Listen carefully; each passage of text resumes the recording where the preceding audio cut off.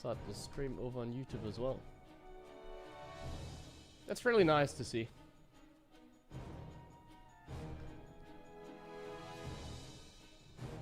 Sounds too low. It's so loud for me, man.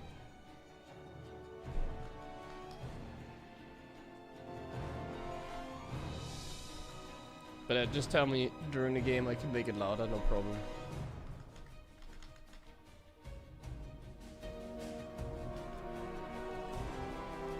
So tomorrow I'm not gonna stream the morning as well. Like, I think I'm gonna watch the games tomorrow as well, because we potentially have a Clem vs Maru in the semifinals. I think what I'm gonna do tomorrow is I'm gonna try and record those games again, so that we have sound. And then we're gonna watch them like later on in the day, I think tomorrow, to see it all. So today I stream in the morning, because I kind of planned ahead of this to stream in the morning.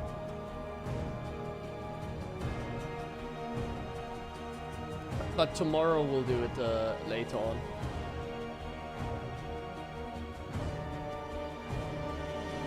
So that I like recast the games, because I see like a lot of people are casting this. Like, I see Waddy streaming, I see Clem Pick is streaming. Many people are streaming this.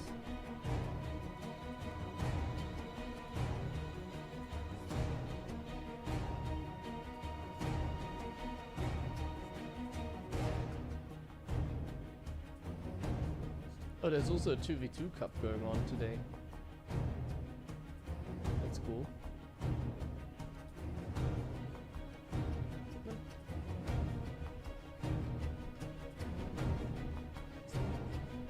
I don't know if this got open later.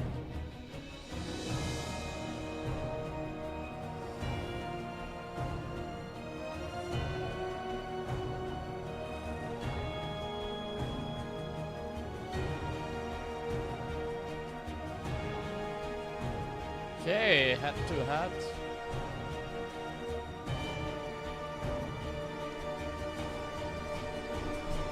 Let's go! Ah, okay, I saw this statistics as well. You know, Maru vs Reynor is always a very exciting series. Because, like, whenever, like, Maru goes up against Cyril, he gets crushed. But against against Reynor, he has pretty good series. Man, they're really cooking here with the clean feed now. Everything is going so smooth, like the sound and everything. This is really a big event, man. It's nice to see that they are able to do this. Like, this feels like a EWC kind of event, you know, from like the stage and everything. No coffee? Not yet. I just turned on the coffee machine. I wasn't ready for this early on Maru vs Reynor.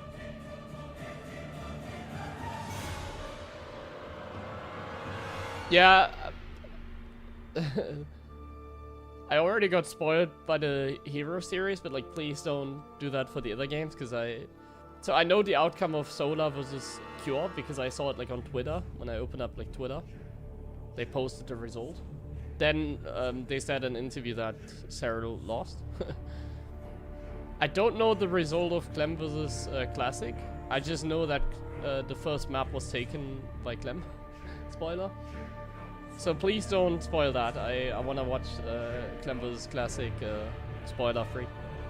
I'm probably gonna get spoiled from the stream or something, but I wanna try to not get spoiled for that one. Guys. It's not that big of a deal, because we can watch this one live, so I'm happy. And tomorrow we can watch it like later on. It's always a little awkward, you know, because like I'm watching this live, but I didn't watch the other games. And some of you guys probably saw the other games, so you are like ahead of me. But if I watch this like later on in the day, then it's like a little bit nicer, I think. So tomorrow we're gonna watch this later on. Is the sound fine? Can you hear me loud and clear when there's music like this? You need to tell me in game as well. Yeah, I'm gonna ban you now. See you, man.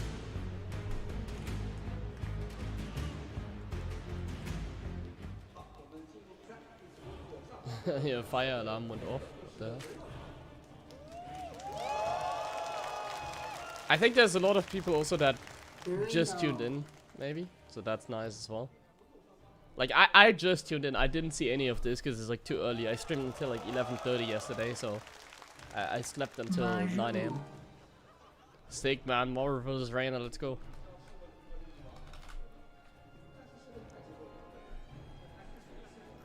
I'm like sort of, because I know the result of Cure versus Solar. Spoiler, Solar 1-3-0. I do want to see like Terrence win. Because if Terrence don't win, like I'm not gonna watch Solar versus Hero. I don't care about Solar versus Hero. To me it's not interesting at all. Like I'm not interested in PvZ that much, and Solar versus Hero to me, I don't know about you. I'm a hater, but like it's just not, I don't really care who wins that. So I don't like to watch it. So please, Maru win. Please, please, please, please. We need more Terrans. The other side of the bracket is already not something I enjoy very much. Oh, they even have like heart rates. I think this heart rate thing is like completely overrated, by the way. I think the numbers are just so like inaccurate most of the time.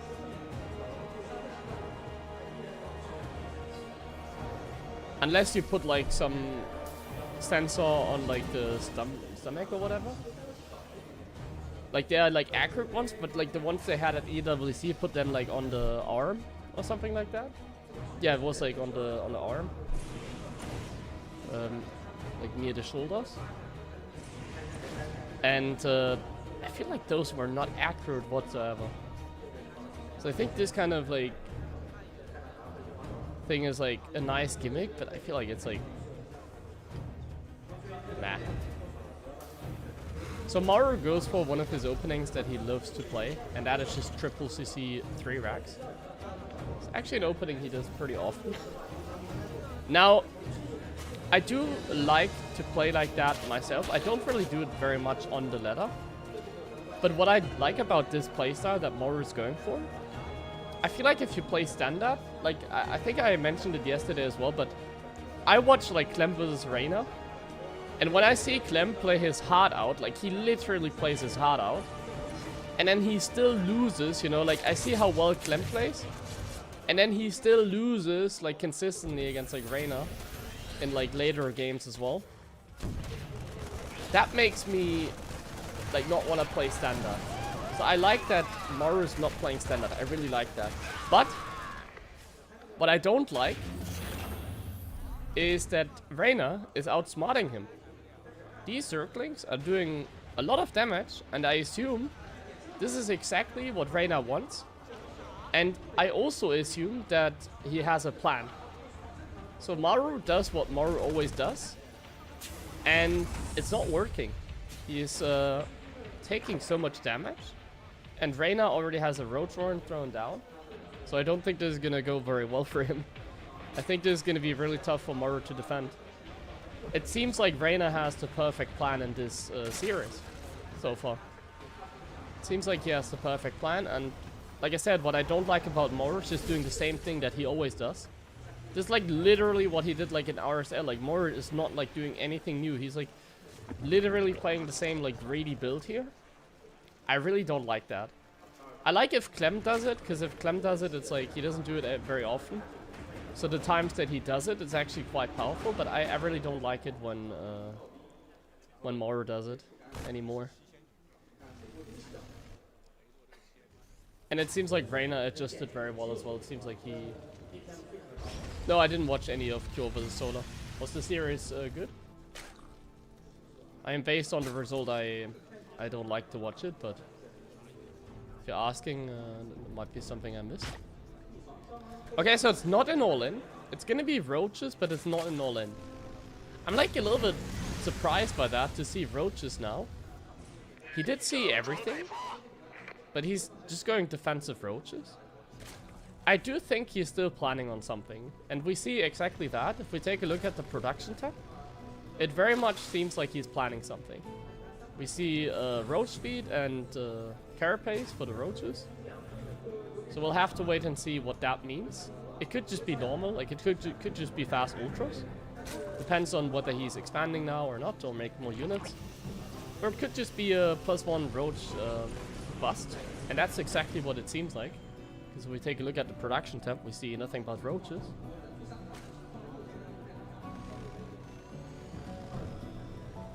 Yes, it's true, like Clem obviously wins games in late game as well, but I'm like seeing those like really hard games from Clem, and it's like if I play this standard style, I'm like, bro, like not even Clem, like I see how Clem plays, you know. Clem is like the only player that I watch. If I watch Clem's first person, I play worse afterwards. Like if I'm watching like Clem Grand Finals versus Max Packs and he's streaming and I watch that and then I play some games myself, I feel so slow. So like Clem is just better than me mechanically, and if he struggles in like standard games like super hard against like a Reynor, how am I supposed to win? That's always what I think. So that's why I like the playstyle of Maru here, because that allows you to win even though you're not like the better player. Well, not 100%, but you can win by strategy more than by mechanics, and that's usually my way. I'm more a strategic guy than mechanical guy. Like my mechanics are pretty good, but like I have like some strong weaknesses as well. Okay, here we go, Lynx. Try and squeeze in the roaches, come in from the bottom, but actually Reynor is going into ultras. This does not seem to be a commitment. It's a very late 4th base. It's very interesting to see this. Like Reynor doesn't play like Reynor to me here. Like he likes to cheese a lot at these bigger events, but he didn't cheese. You know what this reminds me of? This looks like Dark playing so far. This looks like Dark or like Shin playing so far. Now playing like Shin against Maru is not very good, so I hope he's playing more like Dark. But this very much looks like he's playing like Dark. Oh, this is not... This could always be dangerous if you lose like the fight there, but like 1-1 was not done. Terran has to pick up and leave.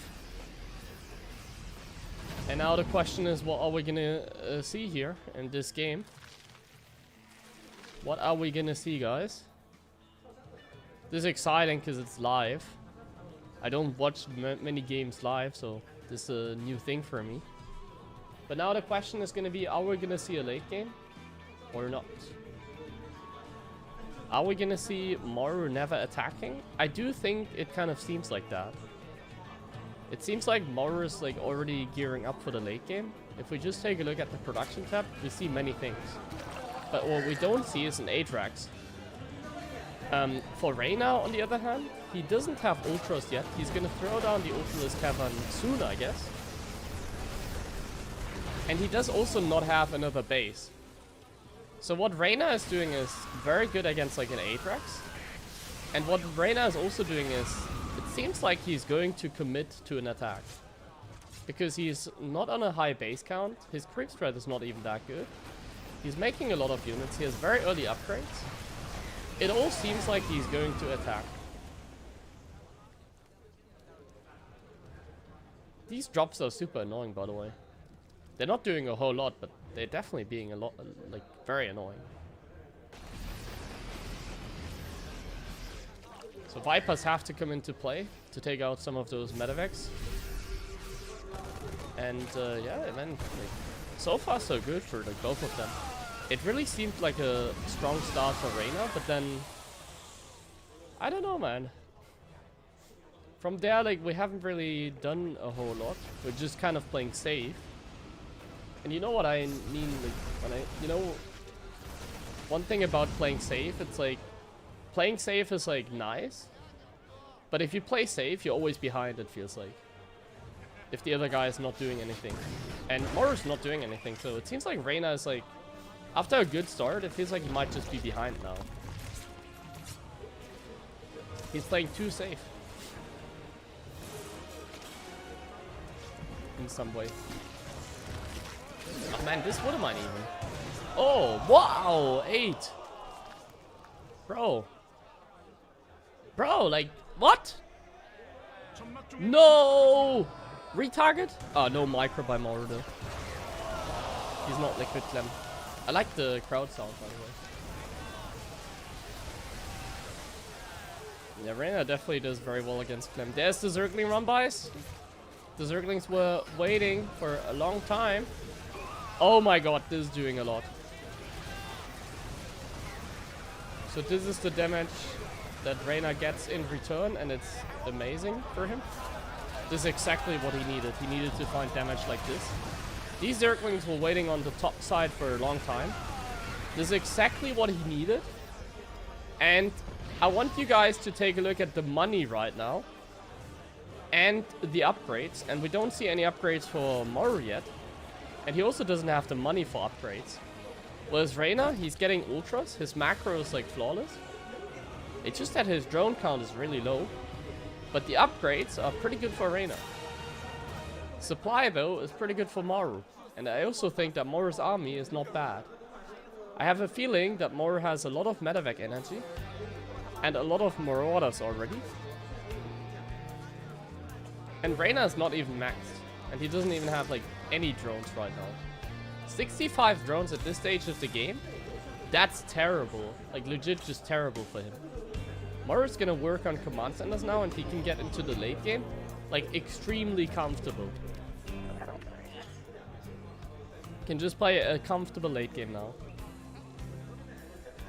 And not only can he play a comfortable late game, but he can also be active. Like, look at this. He has a squad here and a squad in the bottom side. And he literally scouted the corner of the map. It's like, does Reynor have a hidden base? What is going on? And I can tell you, if Maru's like concerned about a hidden base, man, see, this is what like separates Maru from like Clem. Like this is a no, that would not have happened to Clem. That would not have happened to Clem. There's no way. Now we go ahead and drop. This is the 5th base by the Zerg, by the way. Like Reynor is struggling to take a 5th base against the Terran that is already on 5 bases. That is not good. The Parabomb, that was like not a good dodge earlier. Then the Fungal. I mean, that was a gate move, not a Clem move, if anything. Like this drop was a gate drop. The Fungal in the bottom, that was a gate moment as well. That did not look like Maru. But if we take a look at like the mini-map and the production tab and everything, it still feels like Maru's playing. Okay. Don't worry guys, I didn't take over yet. I didn't take over in this game yet. It's still good for Maru. It's still good. Still though, it's a very close game. It's still exciting. Like if I had to guess who's gonna win this game, like obviously I just praise Maru. However, I don't know who's gonna win this game. It's impossible to call right now. It's a very close game so far.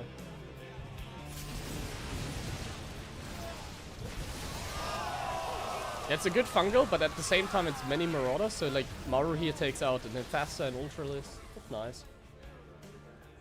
Good point. He does not have a Ghost Academy. I think that's kind of crazy, yeah. He does have like a lot of barracks, I believe. I think he's on like 10 barracks because he's making 7 marauders and 3 marines. Probably on like 10 barracks at this point. But he does not have any ghost, and now the base just gets like crushed, like not even close. Like Reynor just bops like a base here for like nothing, like 2 additional command centers as well. That's not supposed to happen. I think Maru is pretty disappointed about that. And he's still refusing to build ghosts. We just saw we added 2 starports. So it looks like we're going into Liberators, but there's already Corruptors as well. Reynor is doing a very good job, man. I'm like surprised, like, what is like going on here? It feels like his army is just better in like both positions right now. Let's have a look.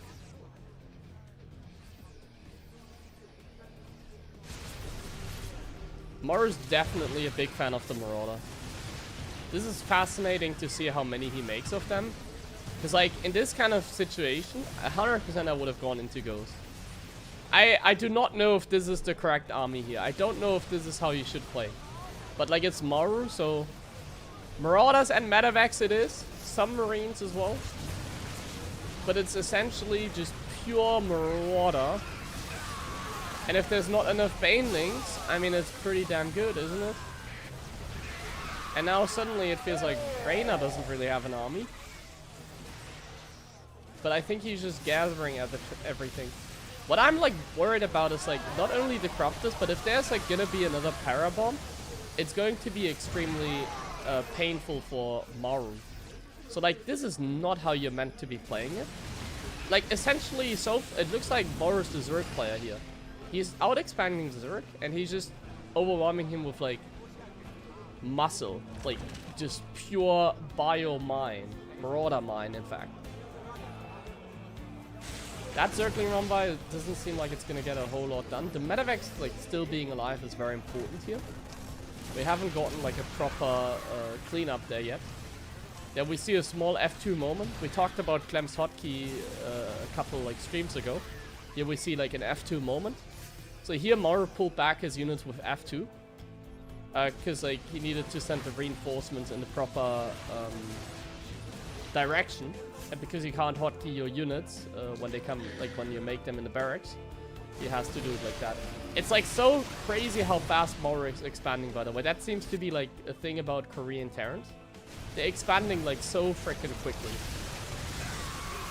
And it does feel like Maru might just be able to crush Reynor with pure Marauder. I'm not sure how this is possible. I think one thing that's holding back from Reynor here is like, nice run by the way, is the amount of roaches that he has. We have like so many roaches right now that are sort of useless. We need to start getting rid of the roaches like somehow without just throwing them away. I think we can at this point, considering how much money he has. I think he can throw them away. We need to get rid of the roaches, but besides that, I think it's looking quite fantastic actually for Reynor. Like, I think he's still in a decent position. I think it's even, but yeah. Like Maru, like this is so cocky. Like, look at how he's expanding, bro. Like, you're not playing like some 5k Zerg. This is like Reynor, and we're like expanding like so casually. There are the roaches. He's gonna throw them away. We're not making any goals, but like, bro, like how is he like? He's like expanding so casually. And this is an amazing snipe. This is an amazing snipe on the hatch here in the bottom.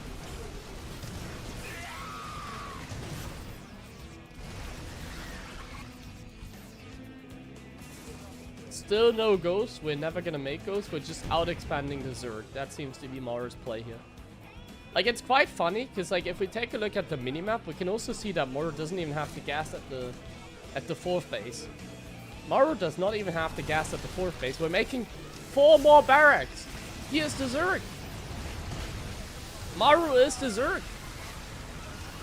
I don't think this is how you play meant to be playing it, and he suddenly gets crushed by the farm girl. I really don't think this is how you're meant to be playing it. If there's gonna be brute lords as well, like it's gonna be so hard to deal with. He's down in supply right now as well. We're going up to 14 barracks or something like that. That's absurd. That's actually absurd. Like, I'm not just trying to hype this up. Like, lurkers obviously would be a hard counter, but then you could also make ghosts. This is not a lurker game, and that's why Maru is able to do that. That's what I meant to say. I'm not saying Reynor should make lurkers. That's stupid. Like, this is not a lurker game. He doesn't have the lurker tech, and he doesn't really have the opportunity right now to go for it. But, like, look at this. Bam! Zerglings, free base. Maru has to send, like, an entire army there. Like, you can't play Zerg if you play Terran, basically. You can't play, like, Zerg... Like, you can't play 2 races at the same time. If you play Terran, I don't think this is how you're meant to be playing it. And now the Brute Lords, they come out. And even though Maru has been doing a fantastic job in expanding and like mechanically playing the game well, I just don't think this is going to be enough. Like, we have Brute Lords now. What is this? Planetary out of position. Now we have Brute Lords, and like now there's no counter. We don't have ghosts. Like, what are we meant to do against these Brute Lords? He's going to try and counter attack a little bit, but like we literally have nothing against the Brute Lords. So the Brute Lords can now go. We need to make some corruptors, I think, maybe.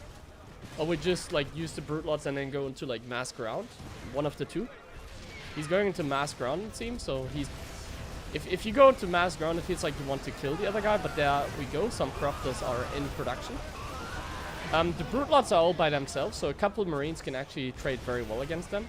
The Watermine is going to get a shot off. That's also not really meant to be happening. We need to pay attention to these Brute Lords, Reynor. So far, so good, but definitely still need to pay a little more attention. Supply is still in like Maru's favor, but he does lose another base here, and now the Vikings come out. Now it's gonna be easy for him to take out the Brute Lords.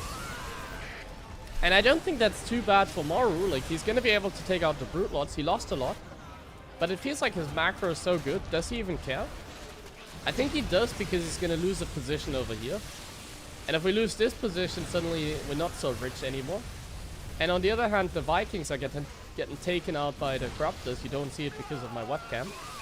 But the Vikings just are fighting against the Corruptors, not in a great fight. This trade seems to be a little bit better for Reynor. And now Maru's really sweating. We need to get another expansion. He just lost 3 of them. We need to get another expansion. He also lost the expansion on the top side of the map. Not sure how that happened. We need to get another expansion. We're flying over another command center. And Reynor needs to desperately defend this position as well, by the way. Is he going to be able to? So far, it looks like not really, because like his army does not look strong enough. His army definitely doesn't look strong enough. The Brute Lords are still there, though. Do we have enough Corruptors to take out the Vikings? It doesn't seem like it. It seems like Maru is the Zerg. It seems like Maru is able to do this. If he gets this position, he's going to be able to win this game. This position is everything now.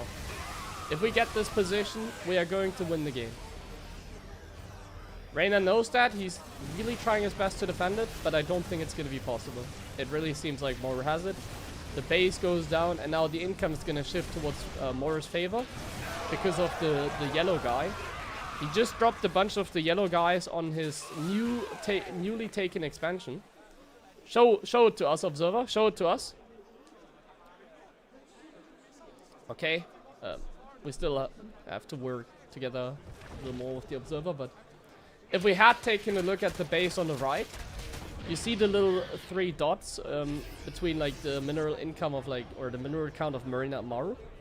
He just dropped a bunch of yellow guys on the new base, and both of them are essentially mined out. So it all comes down to this expansion that Maru is once again hitting. Oh, nice scan. Maru has like way more income right now. Like he is actually outmining the Zerg like significantly right now, like so hard. The links, they can make a difference though, because I don't think there's a planetary over here. The links make a huge difference. They take out all the SCVs,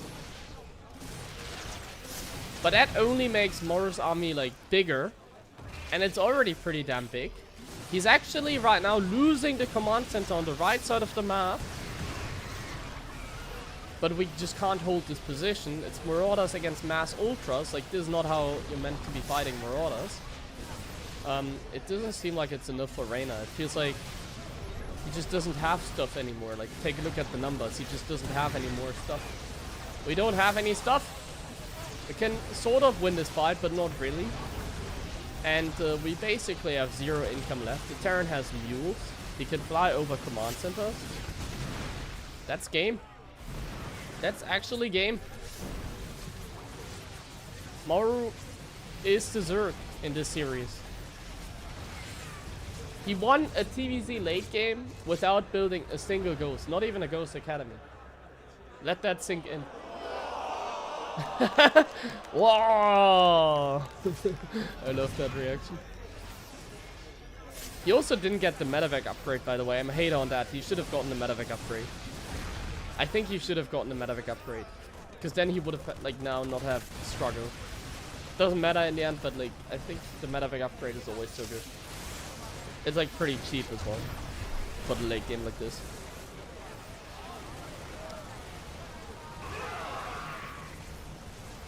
That's so much stuff. GG. Good job by Maru. And it's time for me to grab a coffee quickly, guys. Coffee break. I need to run some ads for some people that get them. I'll just do that right now.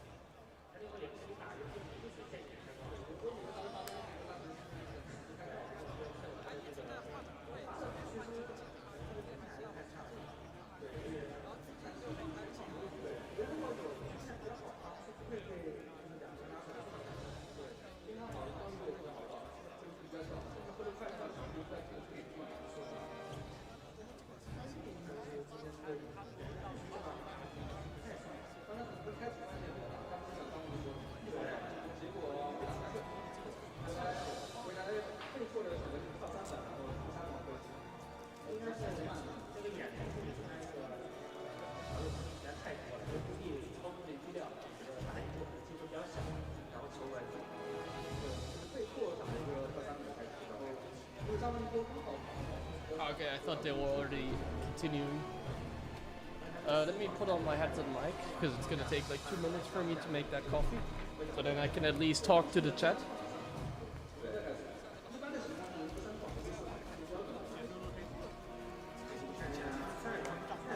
Can't show you how I make the coffee, but at least I can talk to you then. So I don't have to go AFK. Okay, that sounds like the next game is starting.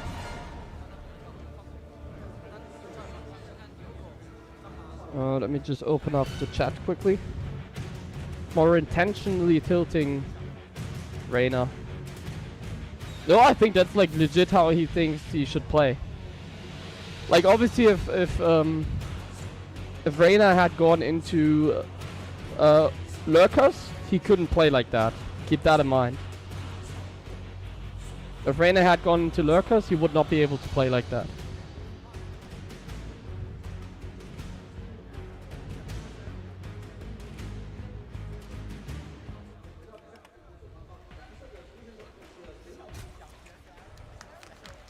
Okay, next game has started on, what is the map?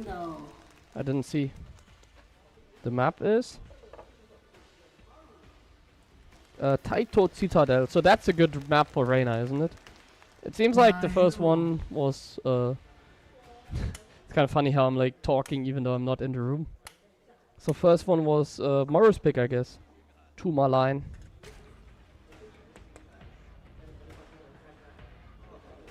And now we get to play the good Zerg map, arguably. I think it is a good Zerg map.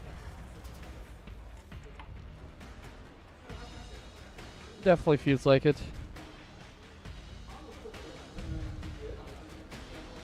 Like it's just very spread out and hard to take bases, so a large map as well. Against Toss, I feel like large maps nowadays are not even that bad.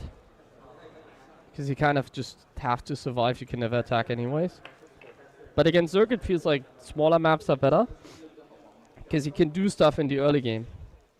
And if a map is really large, you can't really do stuff in the early game. Because of that, I prefer smaller maps still against Zerg. But against Toss, honestly, I don't even mind playing larger maps now. With how the map meta has developed.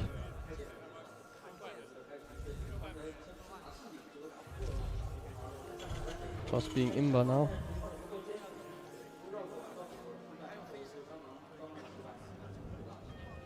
I'm just busy making the coffee, guys. No cappuccino yet, though. We're gonna do espresso.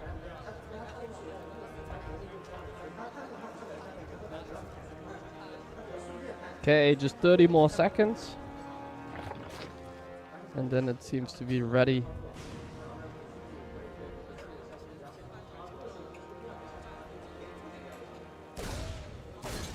Okay, we see a Reaper, and we see another triple CC opening, I think.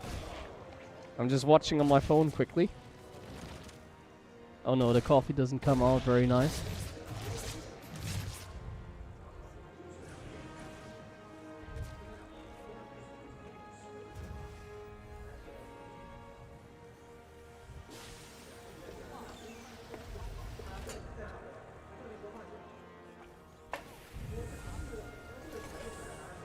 Okay. That's okay. Quickly have to clean. Then I come back.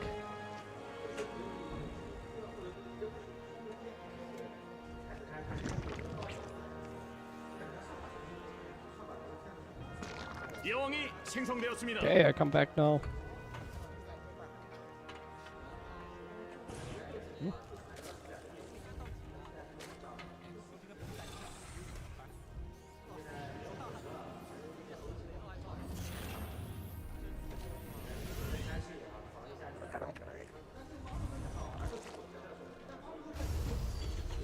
Okay, thank you guys for waiting. Oh, that took a lot longer than expected. So Maru's once again doing the same opening, actually.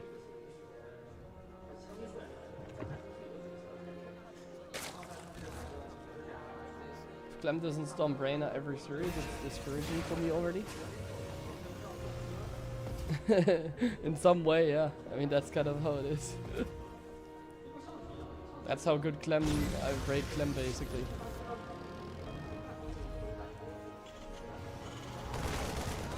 Okay, so it's actually the same opening. And this is not, I have to correct myself. Like previously I said it's like predictable what Maru is doing, but it's actually not. His opening is different. Like this is not the same opening he played at RSL. It's similar, but like that's the thing. I was making a coffee, or two. There's always like 2 shots that come out, so I have 2 espressos here. Saves the first one.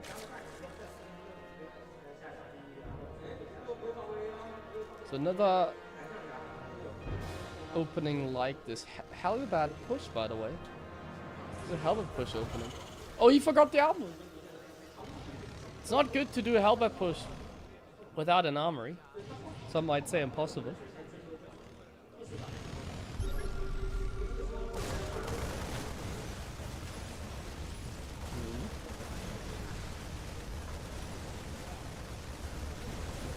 He's gonna be able to deny the base here.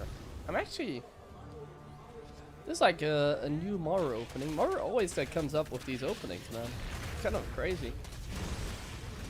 So far so good. He got a cancel on the 4th base. He doesn't have Hellbats, but like he still got the cancel. The drone count is not that good for Reynor. Man, this opening seems strong. Like looking at the game right now, this seems powerful. Like what is going on? What did I miss? I just want AFK to get a coffee. And it seems like Maru's like cooking like something here. Like his opening is strong, I feel like. I mean, you don't need an armory if like Reynor's not fighting for the base there. I gotta have to take a look at this opening again. This seems powerful, man, what Maru's doing. His position is amazing. It's actually amazing. Like the 4th is like so late. The creep is like not super annoying. The banelings are a little annoying. The supply is not good. That's one thing. Like the supply is definitely not good. He's down in supply, 15. But I think it's manageable. Because the economy is just decent, and because the economy is decent, it should be fine for Maru. Is he gonna 8-Rax this game, by the way? Are we gonna 8-Rax? He's making tanks. No, we throw down the 4th command center, so we're not 8-Raxing either. We're taking all the gases now. We're gonna go into 2nd factory and 2-2. And we're gonna pretty much play the same thing that we just did against Reynor here. Fight. Yeah, it's like, I didn't pay attention, so I can't really say anything to that. I was busy making a coffee. I really need this. I hope they're gonna take a longer break at some point, because I don't want to go AFK for like another 5 minutes like that.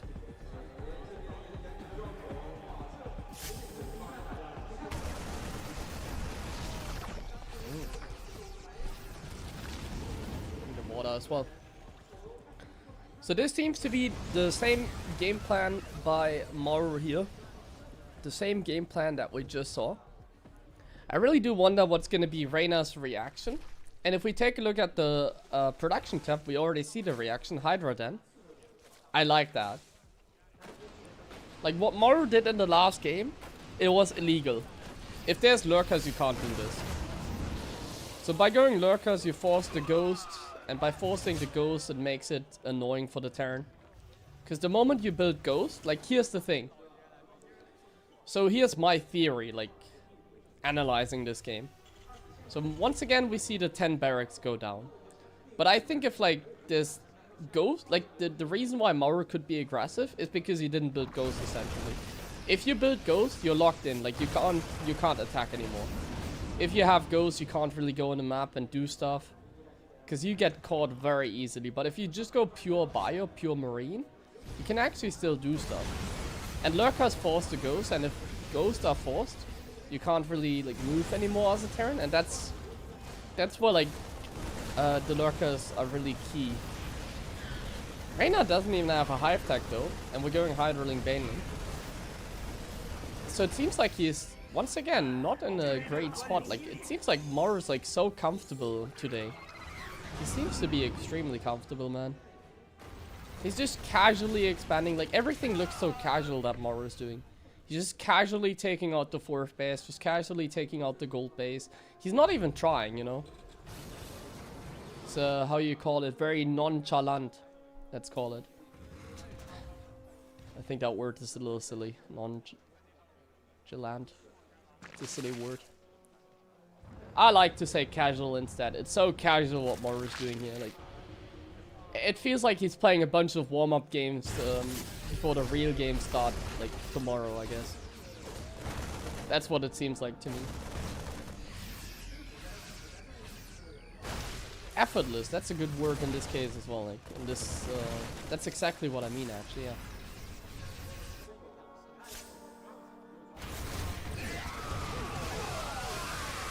Like, that's a lot of times what I feel like when I watch Koreans. They sometimes seem like so effortless. Like, they're not even trying. They're like... It really feels like he's playing a warm-up game right now. It feels like he's playing against AI. At least that's the way he's playing. Like, he's playing with such confidence. He's just doing his thing, basically. Like, he's not getting distracted by what the other guy is doing. He's just doing his thing. Bam, Water Mine. Maru is just a chill guy. Just a chill guy making a bunch of marauders today. And he's actually going into tanks now as well because of the Hydras. So he's adjusting as well. That's like the difficult thing, like adjusting. He saw Hydra, so we're building a couple tanks as well. I do wonder if he's going to build more. I don't know if we have a Ghost Academy yet. I didn't pay attention. But like these trades definitely have to go in like Maru's favor. Like Marauders against like Ling Bailing should be good for the Terran. As long as Reynor does not break a position, I think Maru is quite happy with how it's going.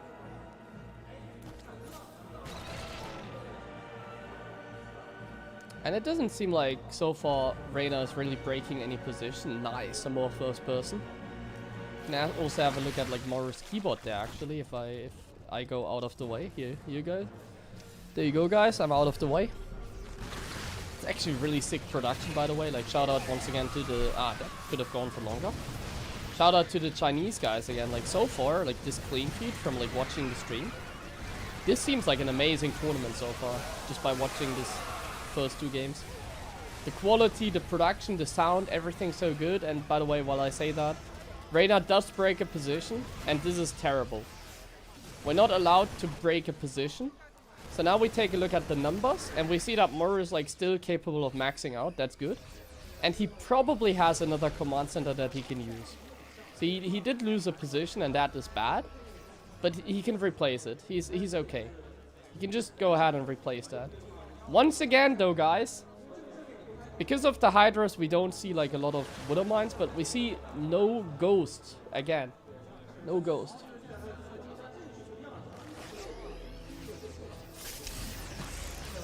Better this game? Yeah, I think he will. Like Terran late game functions in the sense that like you have to deny the corner bases. So you never want to get broken, obviously, but you also want to deny like the top right and the gold base.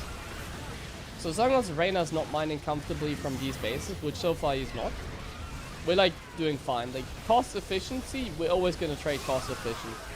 It's like nearly impossible to not trade cost efficient as a Terran. In some way, like Terran, I think like is like the best race because it's just best in late game.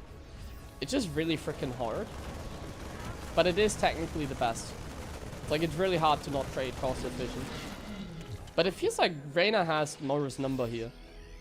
Like Maru looked so casual in the beginning, but now he's just getting owned.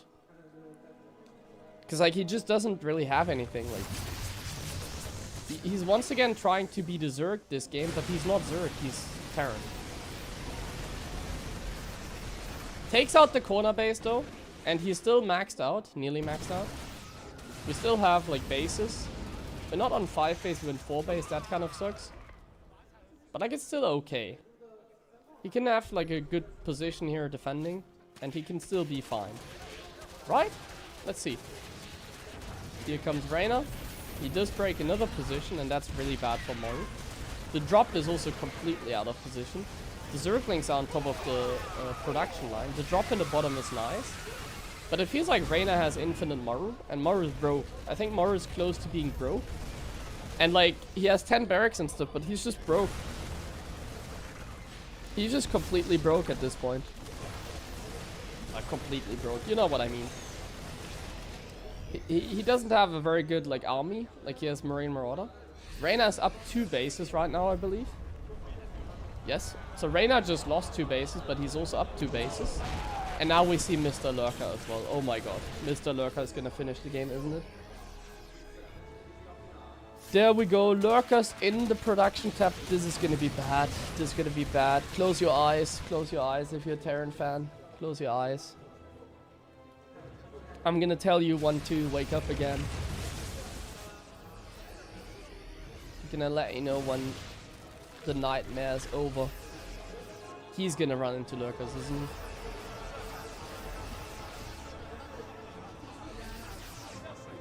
I love the crowd, by the way. They seem to be very, like, talking about the game, you know? It seems to be a big thing there, like.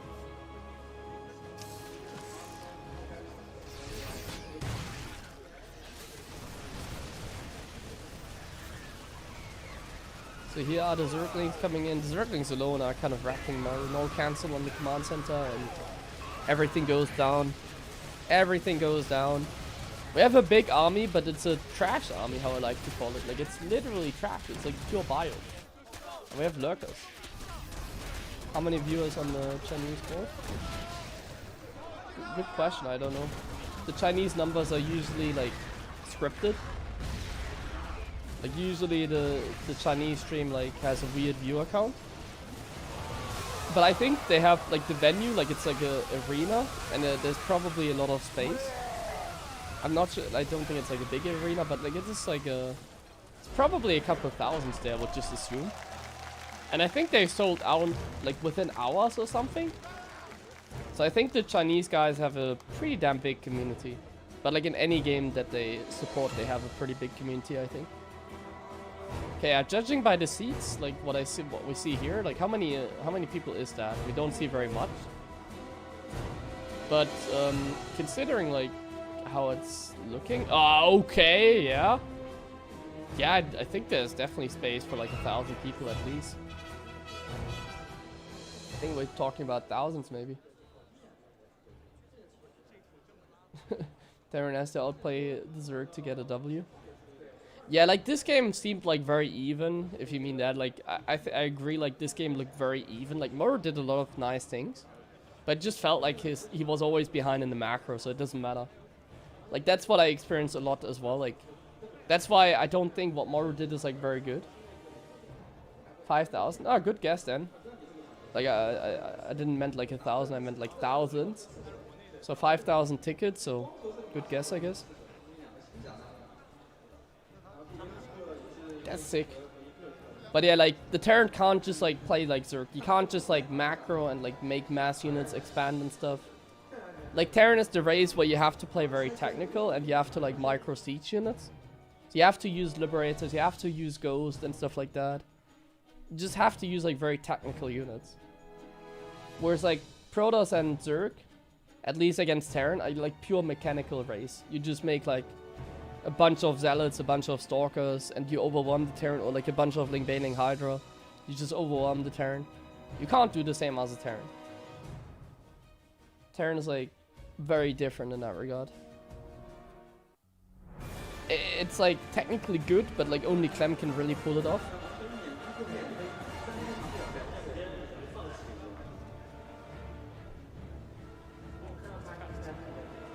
Boy, I don't know who's in charge of this.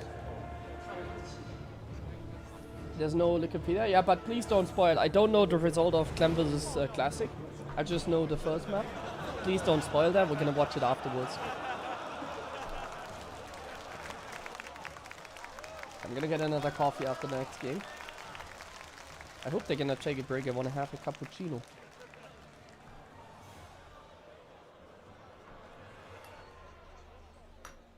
But it takes like, because I have like an espresso machine, so I do it manually. It takes like minutes for me to make a coffee. It takes like 3-4 minutes. So I don't want to go AFK for 3-4 minutes when the games are happening.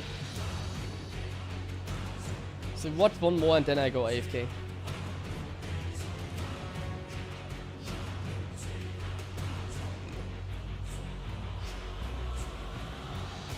I might watch the Hero vs. Sarah games as well. I might watch them. Like, I usually don't watch PvZ, but like the result is kind of sick.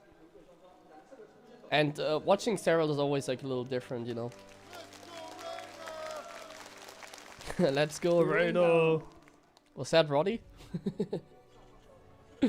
He's already drunk, man. He's like, what's he doing? I thought he'll be streaming maybe. Sick viewership as well, by the way. Like, there's 2k people on Wardy stream, another 700 on Pig, another 300 on this channel. Nice to see you guys this early in the morning.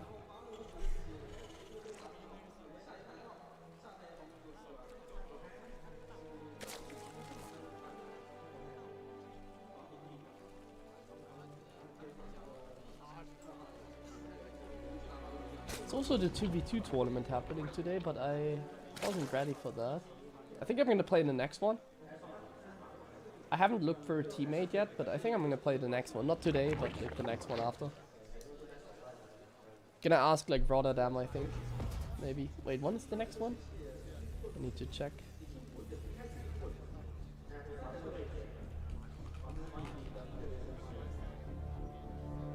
I think it's time to revive the best 2v2 team on the planet, me and Roddy. I think he'd be down.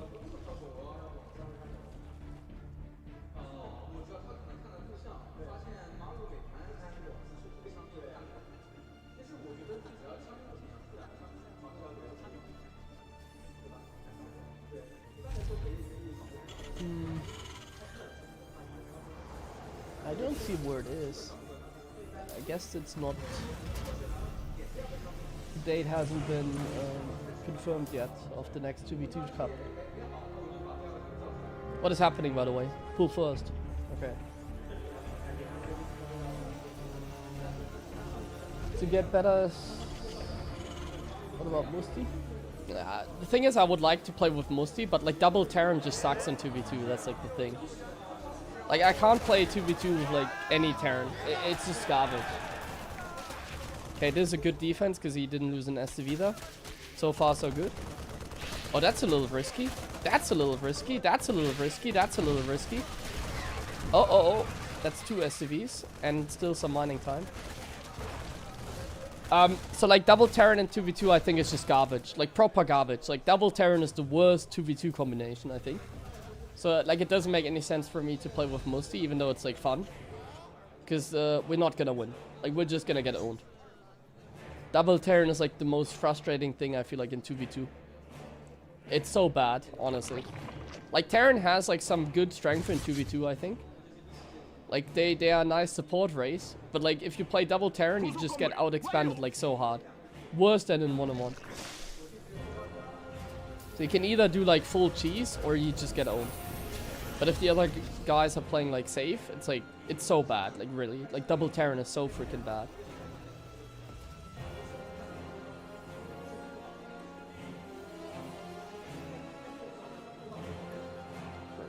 Extra save every time. Yeah, I mean, Cyril is like the proof of that. Like, Cyril is like always extra safe, basically. So Cyril is like the proof of like, as long as you survive, as long as you're safe, it doesn't matter if you're behind, you just outplay the other guy.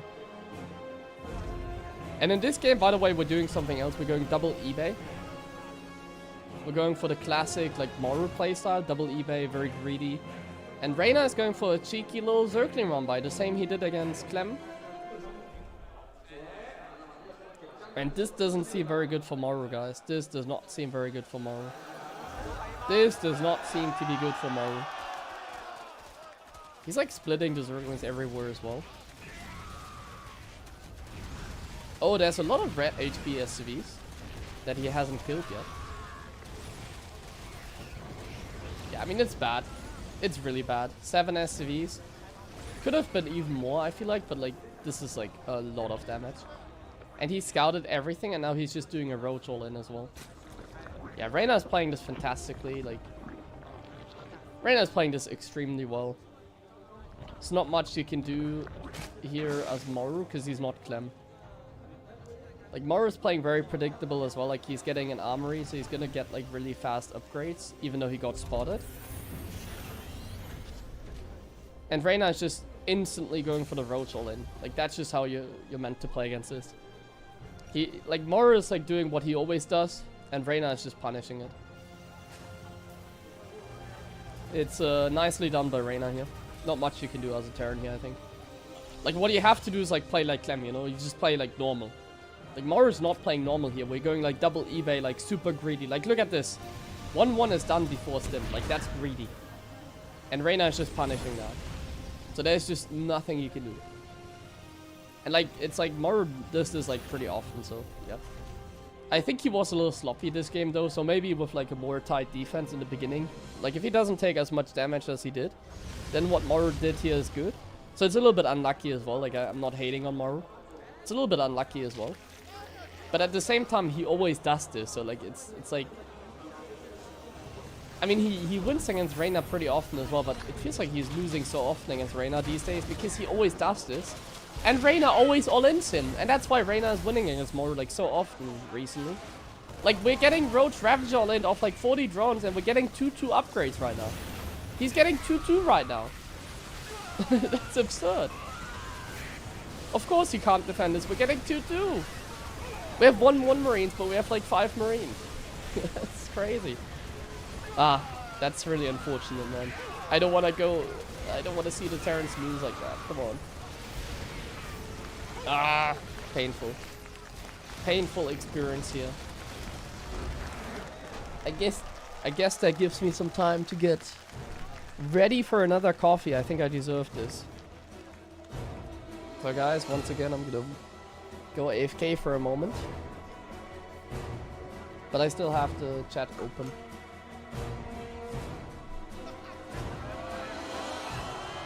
What is this?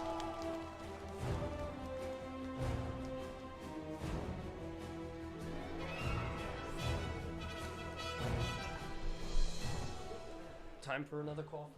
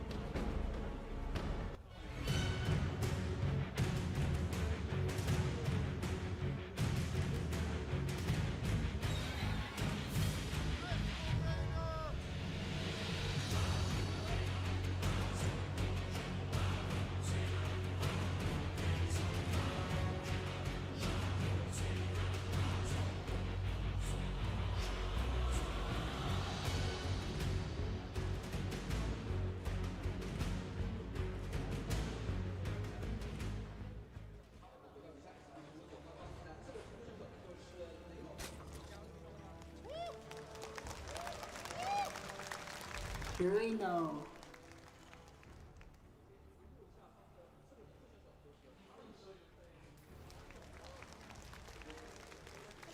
Maru.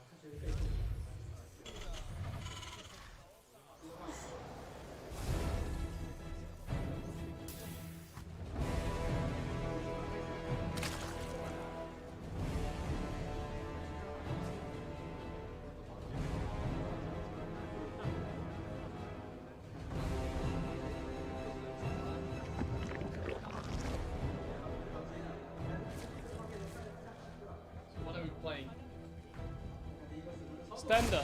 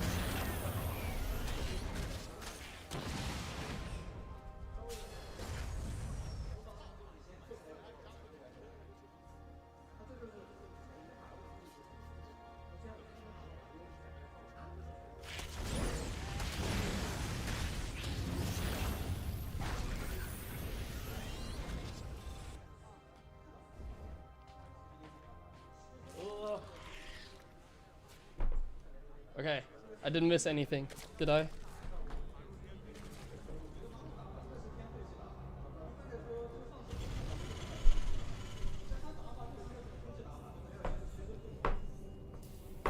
I had to rush, my milk is not even steamed anymore properly. Okay, let's draw a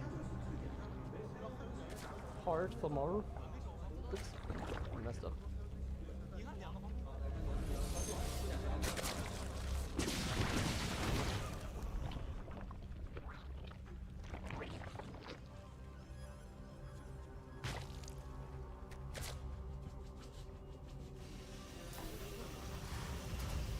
Yeah. A beautiful heart for more. Oh, you can't see it.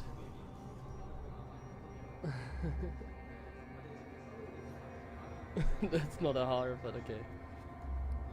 It's an uneven heart for Maru. Okay, let's take a look at the game. So, I saw the Helper push, I saw the Hellion Banshee opening.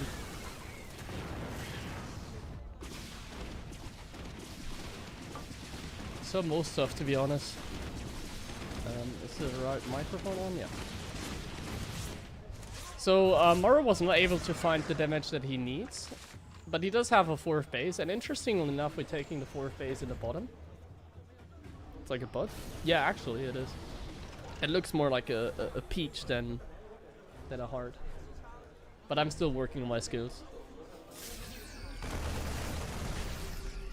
100 worker. Wait, is Reynor cooking, guys? Tell me, is Reynor cooking? I did not pay attention. Who's cooking this game? It seems like Reynor is, because he's up 50 supply. This does not seem to be Maru's game. Like, he has the bottom base, like, you can't defend that. Like, Reynor is, like, cooking so hard this game, like... I can win this with my Zerg. That's what it feels like.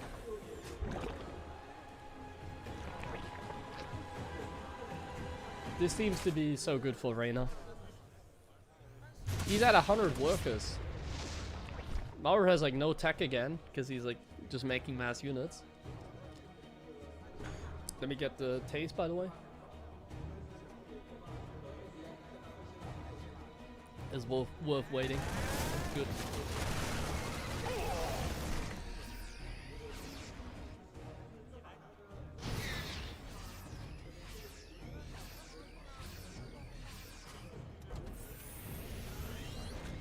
And Reynor is just chilling. I mean, why would you do something like... You're just chilling. Maru's gonna throw stuff at you, you just defend that stuff. Sounds good to me. Sounds good to me.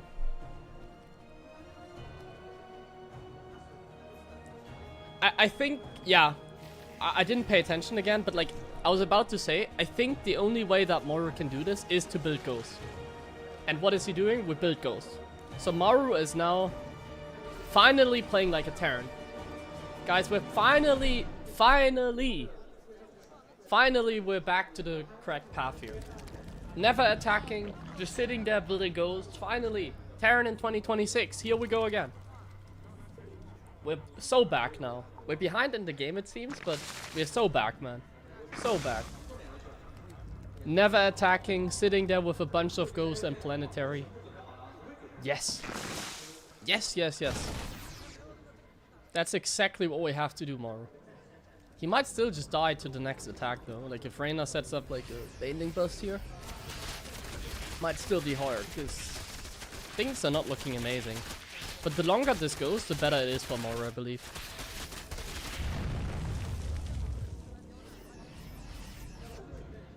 But this is what we want to see in the production tab. Ghost, Planetary, Command Center.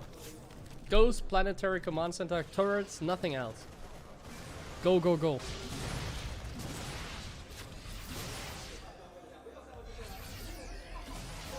Yeah, double Planetary, yes! Yes! Terran in 2026, yes! 7 turrets, 8 turrets in production, yes! Legit, I think this is how you're meant to play this. Like, legit, this is the only way. Unless you play like really quick in the beginning and you like completely outplay the Zerg. Like, this is how you have to play Terran in both matchups, which is kind of the funny thing. Or a sad thing. Like, I don't think this is imbalanced. Like, I don't think like Terran is so weak. It's technically strong, because in this position Maru should always be in a great spot. But it's actually really hard to play this. Like, look at this. We're just busting and suddenly it's like not so good anymore. Like, that was expensive for Reynor, but it was also very effective.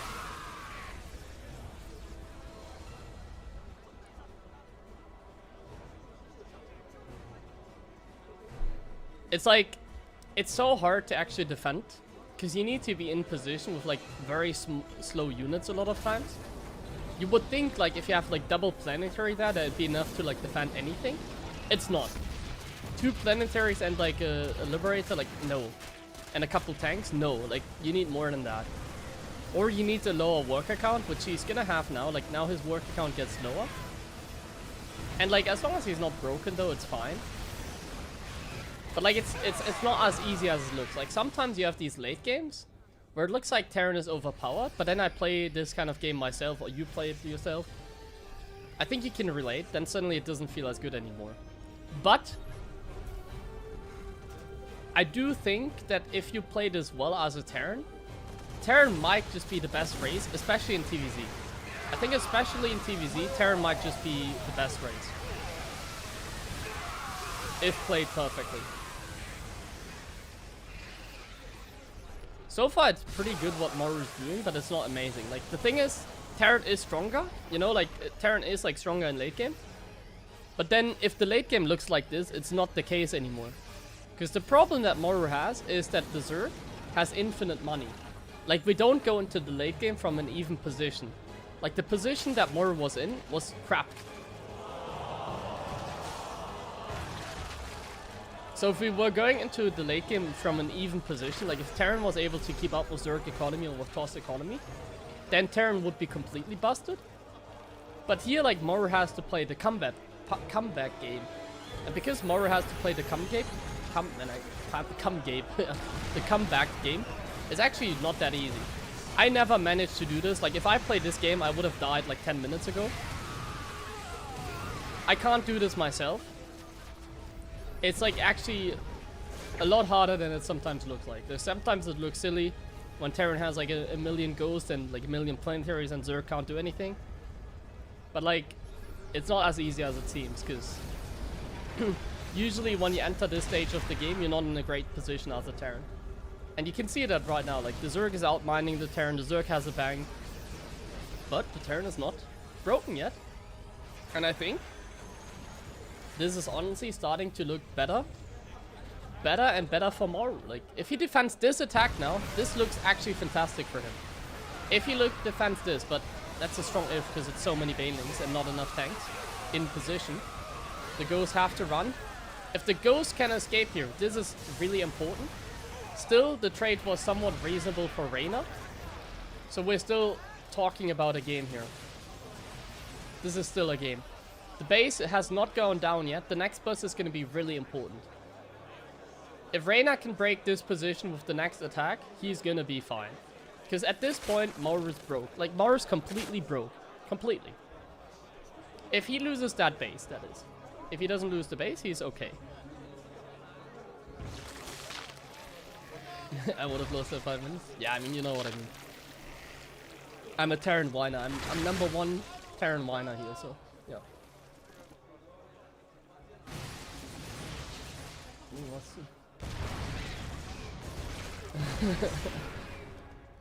I like your professor. He takes his job very serious, like myself. I like that. Okay, here comes the attack. He's gonna kill the planetary, but how good is the trade?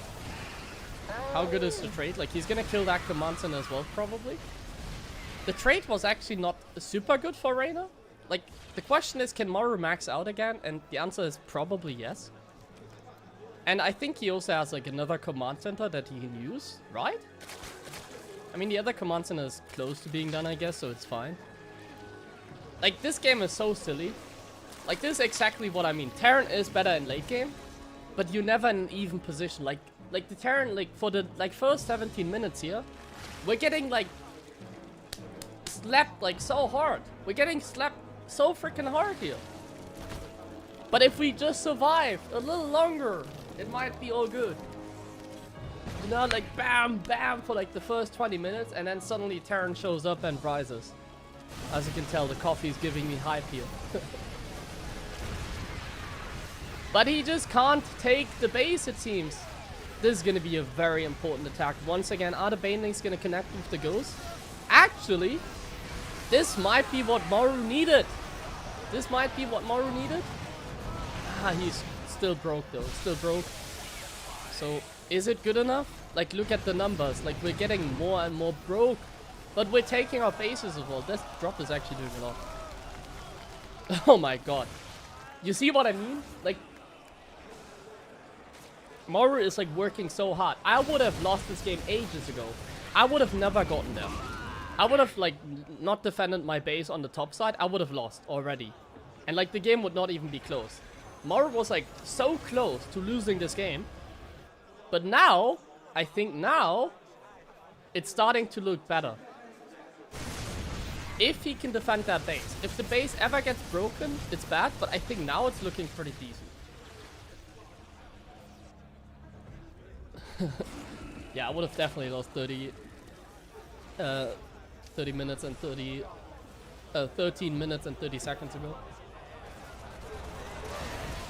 So here we go again. We might be able to kill the planetary, but like how good is the trade? What is the supply afterwards? Take a look. So the base goes down, but take a look at the supply. We're still at 170 supply. Like, I don't think Maru cares now.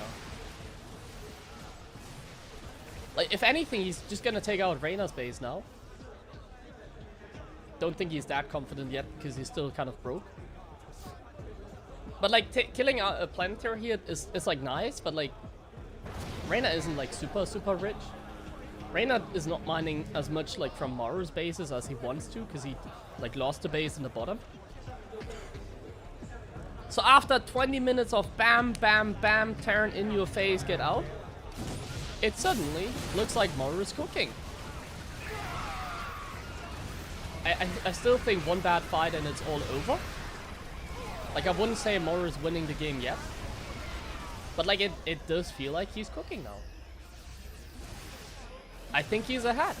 As crazy as it sounds, I think Maru's actually a little bit ahead in this game now. He takes out this very important base over here. As long as Reynor is not mining from this base, Maru's cooking. And once again, as long as we defend this position, it's all good. So can we defend this position one more time? Can we? Or can we not? That's the big question here.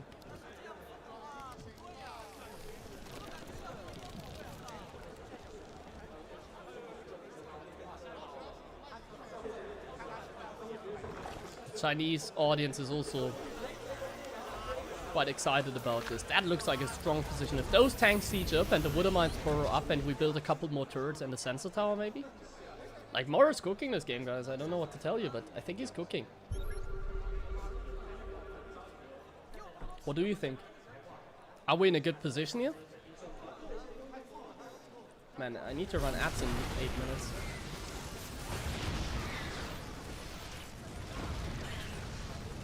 Yeah, the Zerg base in the south is very important. Like, now that he took it out, it looks a lot better for Maru. And he even takes out the top side, so now it's extremely good for him. Like, this game took a turn, I feel like. This game all of the sudden took a complete turn, right? And that's exactly what I meant. Like, he was getting slapped for like the first 20 minutes, and now suddenly it looks fantastic for Maru. As long as he continues playing well. Like, I'm talking like if Maru like has game control in late game, like I would still lose this game, you know? Like, I just say that because it's Maru and he has like fantastic late game. If I play in this scenario, like if I take over here now, I don't think it's as good anymore. By the way, you remember what I said about the hard rates in the beginning? Like, do you think Reynor has a 80 hard rate right now, 75?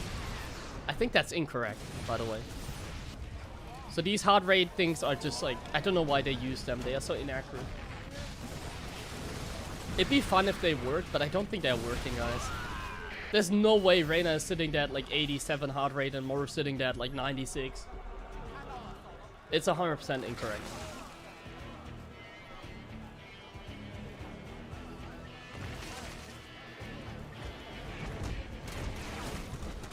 Yeah, it has to be like 100%. Like, I can tell you from like my experience when I played offline events, I never get nervous. Like, I'm not the type to get nervous. Like, the first time I got, like, I remember a couple times where I got nervous. So, for me, man, he even takes out the base now and gets the position here. Like, Reynor doesn't even get all the bases right now. It's like so bad for him. Man, Maru's like cooking him now. Like, this game took such a turn. Like, suddenly he's, like, in such an amazing position, Maru, that is. The Brute Lords could be dangerous. Like I said, like, dealing with Brute Lords is hard. But yeah, like, I don't really get nervous, but I can guarantee you that if I play in these events, I definitely have a heart rate of, like, 140, maybe even, like, 50, 60. Like, you definitely feel the pressure. Basically, you don't run a marathon, obviously, you can't compare to that. But you do feel the pressure and your heart rate actually does go up. I don't think they trained themselves like that though. I think the numbers here are just incorrect. I really don't think they have like sub 100 like heart rate in this scenario. Like not in a game like this as well. In the early game, yes, but like not here. No way. So yeah, when did I ever get nervous? So I remember a couple times I definitely got nervous.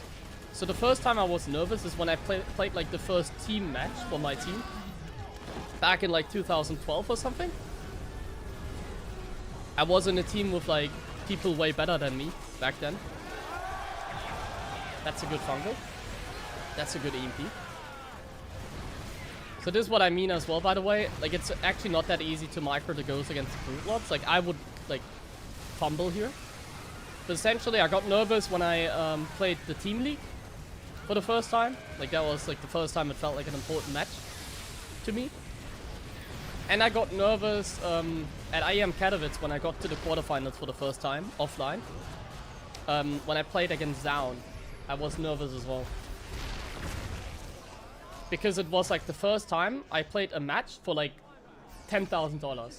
Like, I played a best of 5 against Zaun in a round of 12. And if I win the match, I get an extra 10k. So that's when I got nervous as well. But then against Solar in the series afterwards, it was fine again. Just for the first time, it was kind of nerve-wracking. Playing a game for like 7k. Yeah, I think at this point, Maru's army is getting too big. Look at the army supply. This is silly.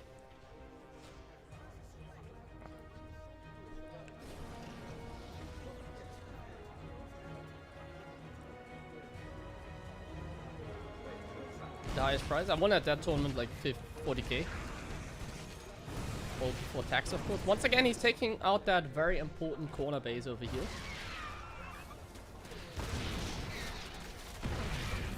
Does money even cross your mind when playing? Well, at that point it did. But then when I, like, it was my first like playoff match, like big offline like this. So that has to do something. That has to do with it as well. But yeah. He even takes out this base. Like, Maru's pushing, but this is like really dangerous. Uh-oh. Uh-oh. Uh-oh. This is exactly what I meant as well. You can't do this. You have to play perfect. This was bad, Maru. This was so bad. Uh-oh. That was so bad by him. That was so bad. No. And it all falls apart after this. Oh no. Like, look at the income advantage. He's ahead in income. You didn't need to do this. We're outmining the Zerg right now, but now you're gonna lose this base? Uh-oh. Uh-oh. Ah. See, like, one bad fight and boop. GG. Oh no. No, no, no, no, no, no, no, no. This is exactly how my games go, man. It's like, well, I wouldn't have lasted this long, but... Oh no. Oh no. Oh no. Ah. No way. He might still be okay. Like, he's like, oh no. No, no, no, no, no, no. He's still like mining decent amount. He still has some ghosts. He might still be okay. Like, if anyone can do it, Maru it is. If anyone can win from here, it's Maru. Like, don't count it out yet. If anyone can win, it's Maru. Bro, what are we watching? Like Terran being the way it is makes for some great games, you know? This is like such a struggle. This is such a struggle. There's still Vipers, there's still a Brute Lord, there's still utility basically, so that's annoying. Losing these Hellbats is pretty expensive as well, by the way. Like, this is really expensive. It bought some time, but like it's definitely expensive. We're gonna be able to drop some mules on that base now. And I don't think these lurkers are doing a whole lot here. We have enough tanks, right? That Brute Lords needs to go. I think you can easily snipe that. Yeah. That's fine, that's fine. Like, Maru's still fine, I believe. I think Maru might still be okay here. Those, like... You see, like, that fight? Like, that's why I freaked out, because, like, this game, Maru had it. He had it, but then he did that attack. I know, like, in a game like this, it's very hard to make these decisions, you know? Like, if you're playing this game, it's, like, it's very hard to always have, like, the perfect fights and stuff. He had it. And I think he still has it. If he doesn't mess up again. No, Hellbats, don't go there. He still has it, I think. Look at the income difference, like... I think... He still has it. Making a lot of Hellbats. There's Brute Lords again. Those can be very scary, by the way.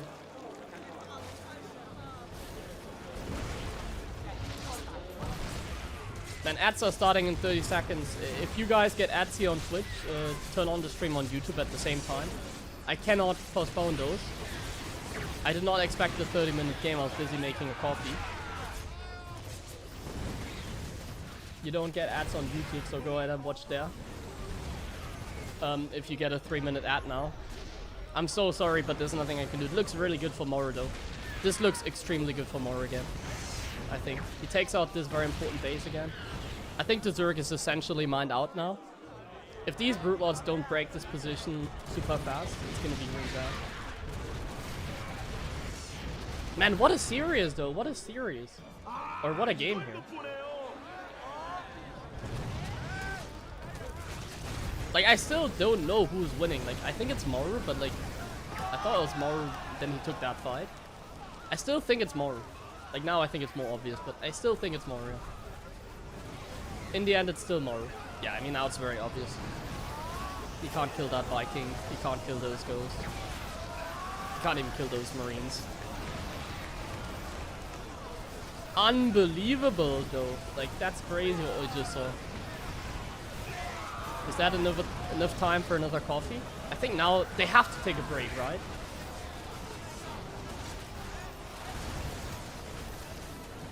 That brute damage is insane? What do you mean? Yeah.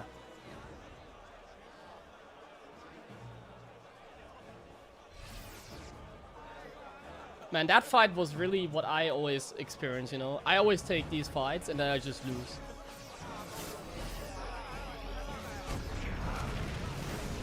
Fortunately, Maru did enough things right earlier that it doesn't matter.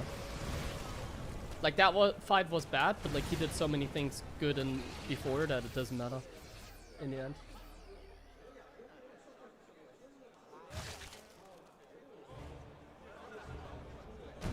Ten times. I think I've done a pretty good job analyzing this game, I feel like. I think my analysis here in this game was kind of spot on. A lot of times I'm like the type to call this game 10 times as well. But I think my analysis was pretty spot on here. And in the end, Maru's the winner because he lasted longer than he is supposed to. And he's still taking this like really slow, by the way. Which is completely fine. You can take this slow. The Hellbats here are a really good addition, by the way. Making Hellbats here is really smart. It's really smart because I don't think Reynor has any banelings and he's not going to make any because he has no money. So like Hellbats are like the best mineral dump you can have. Because there's nothing that Zerg can make that's like mineral heavy that counters Hellbats. Zerg does not have a Hellbat counter here. And Hellbats are always good against Brute Lords as well, so... I like the Hellbat addition a lot, I think.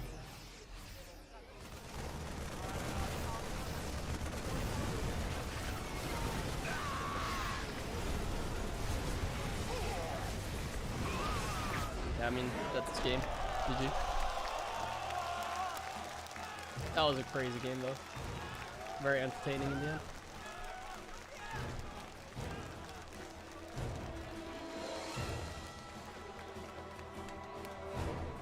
Is that a coffee break? I want to make one more. I haven't finished my cappuccino, but...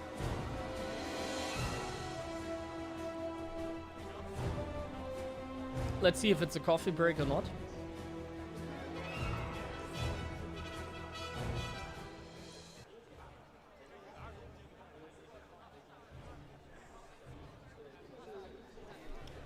Proxy Rex game 5? I'm not sure, I don't think so. I think after a game like that, he's gonna play a similar game again. Poker face? Yeah, I mean, that's what I mean with casual.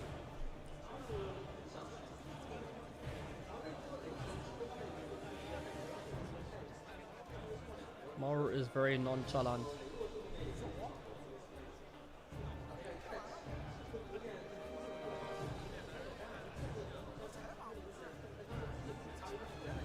I had a lot of confidence in that game, by the way. Like, that's why I was like so confident saying like Maru still has like a chance.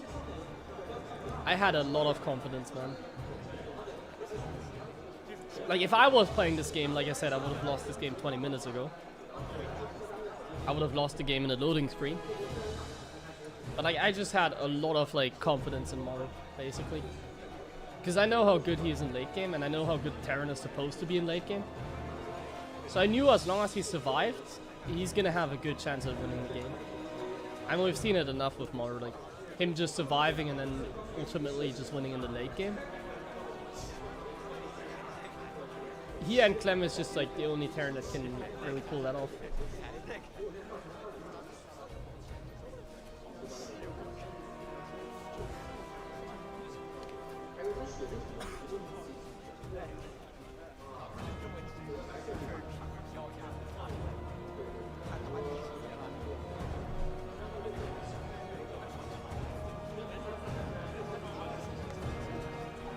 I really don't know what's gonna happen next game. It's very hard for me to call it. Like, Maru just did a relatively standard opening, I would say. Like Hellion Banshee into a Hellbat push, from what I saw when I made my coffee.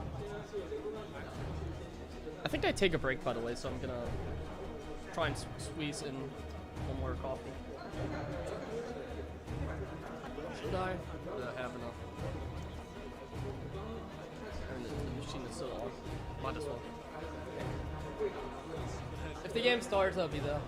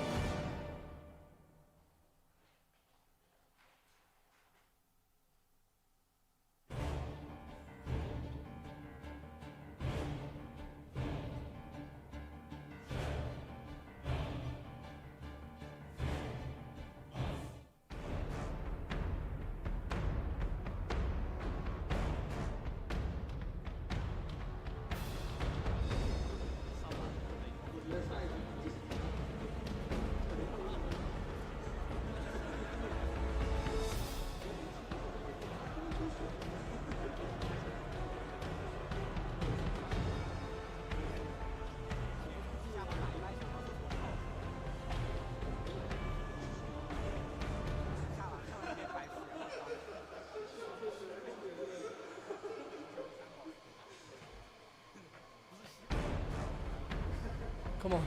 Okay. A full cup. No, I'm gonna finish it and have a new one.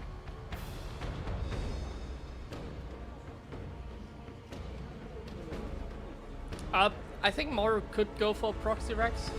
Yeah, like, it's not really meta, but like sometimes you see it.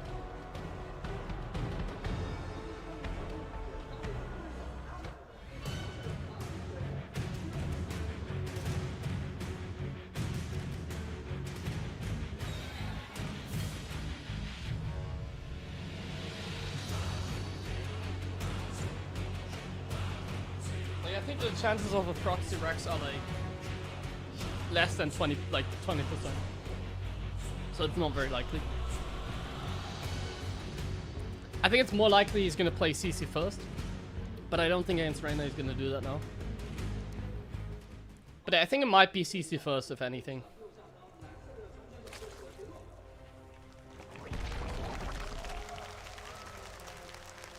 Reynor.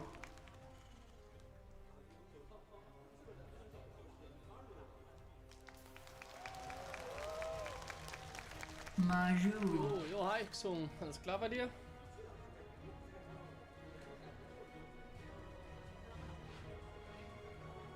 So it doesn't look like a CC first, so it's just normal again.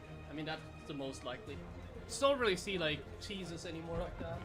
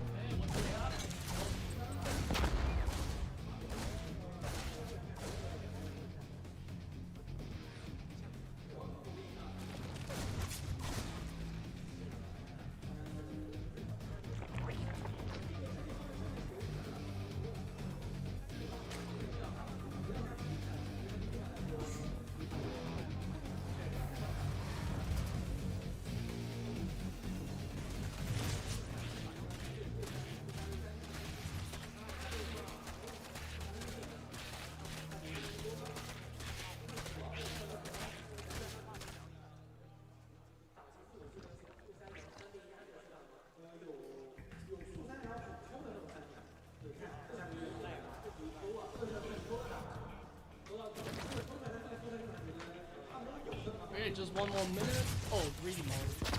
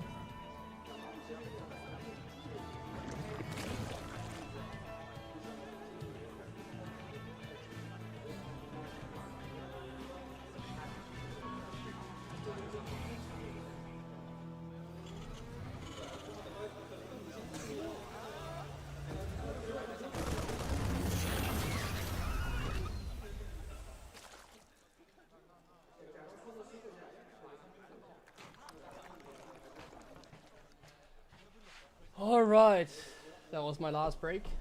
I'm sorry. I wasn't prepared for starting this early. Beim HSC? Ja, gerne. HSC wird auf jeden Fall lustig. I think this map is even. I don't think it's like Terran favored. I think it's pretty even, this map. I don't mind it.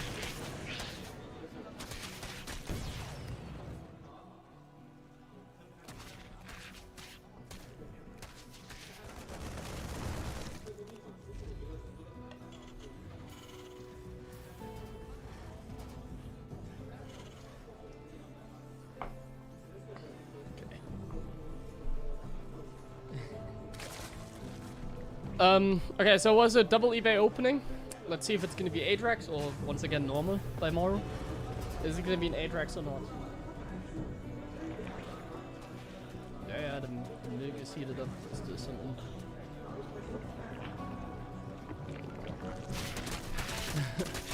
Why now ruined the heart? Now it's an overweight heart. Adrax, okay. Okay. Maru has had enough. We're going back to the best strategy on the planet. We're just Adraxing. Another coffee?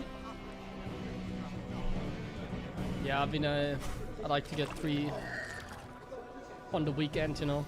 I woke up sort of early today, so. HC Gaming, jo. Hallihallo. Frohes Neues dir. Alles super bei mir. Ich hoffe bei dir auch. Also bei euch.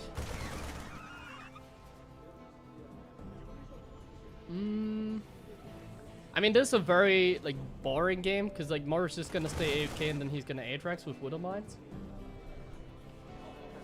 That's how it's gonna go. He's not going for the tanked Adrax, he's going for the Widow Mine Adrax. The difference being, tanks are, like, more all-in, I would say, and Widow Mines are more transitional. And, you can add Marauders. Oh, actually, he's going Hellbats. Okay, that's another version that Maru likes to do. So the reason he does that, I think, is because it's like too expensive to build tanks. Gezockt? Ich habe gar keine Zeit zum Zocken.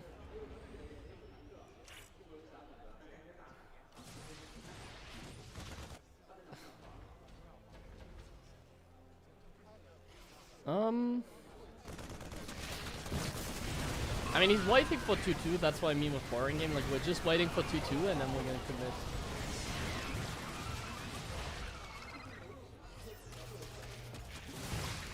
So 2-2 is gonna be done fairly soon and then Maru is gonna commit. I think this is actually gonna be quite hard for Reynor. Like, it's always hard to defend an Atrax, I think. It's always hard to defend that. But that's a good start for Reynor. Like, he's not gonna kill anything, I believe. Oh, pick up the Marauders. What are you doing? Oh, actually, it's fine. I was wrong. He doesn't need to pick up the Marauders. So this is a good start, because he's buying time. However, I don't think he has enough Banelings. This is gonna be really tough, actually. Coffee taste, by the way. Nice.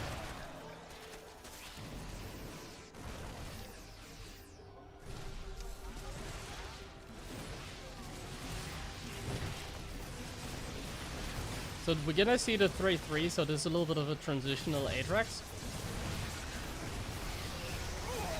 Are there enough Banelings? By the way, this position I hate as a turn. Like, you need to come in all from the right to make this a good position. You don't want to get your army, like, too split here. And this was a decent start for Maru. But, like, this position here, because of, let me show you this thing over here. It's actually quite annoying, this position. I don't think there's a good Atrax position, to be fair. I think this is quite good for Reynor. Like, I think this is actually not a good map to Atrax on, if I'm being honest. Well, is there a bad map for Atrax? I don't think it's the best, like, at least that position. I've done that mistake. I think the position Maru took the fight in is terrible. I hate that so much. I Atrax like once on this map, and that position there, because of that little thing here in the center, it's like so freaking annoying. I really hate that.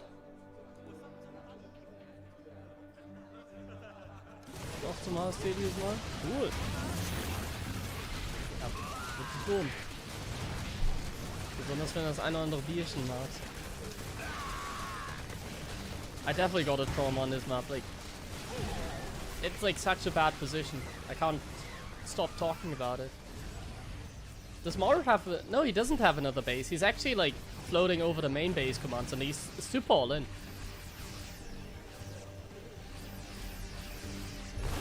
I thought he was going macro, but he's not. He's just super all in. This match just got live.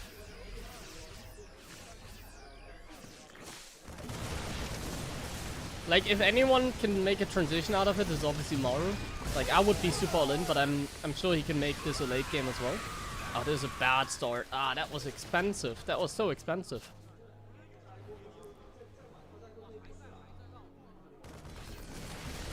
I'm afraid of like lurkers, and there we go, 8 lurkers in production. They don't have the upgrade yet, but I'm really afraid of the lurkers. The lurkers here are gonna be... I don't know what Maru is supposed to do here, guys. Like, I really don't. Like, what are we doing against 10 lurkers? Of course they don't have the upgrade, but he's gonna start the upgrades in just a second. And like, Reynor has like such good income. Maru's like completely broke. He has like 3 command centers. He's making some more, but we don't have ghosts. There's lurkers coming out. I don't like this, man.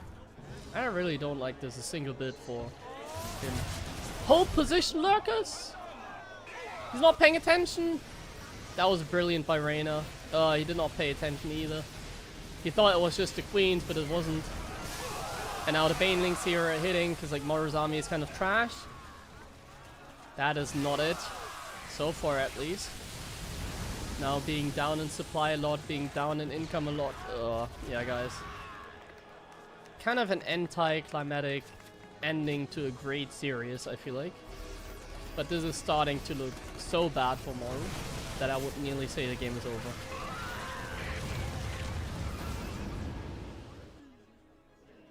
This game is not gonna be the same like the last one, because like Maru is like working with like shitty units. Like, it's not like he has like 10 ghosts right now. He does have good upgrades, but upgrades are really, they don't really matter. They're lurkers. Upgrades don't matter. His units are out of position as well. They're very split, and like, he doesn't even have a planetary at the 4th. He's just gonna get A-moved now by the lurkers. That's it. Reynor has done it. So that's gonna be the game.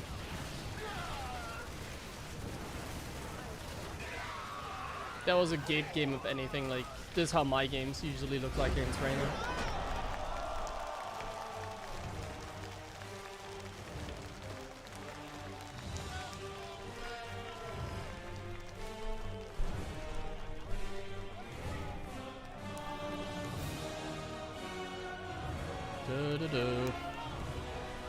Like they played StarCraft music. Watch a little bit. I'm not gonna watch the interview because otherwise I don't know the result of like the other game. What is going on here? Huh? My player. I pressed some hotkey, I think. Let me see if I can get rid of that. Oops. Let me see if I can get rid of that. What hotkey did I just press?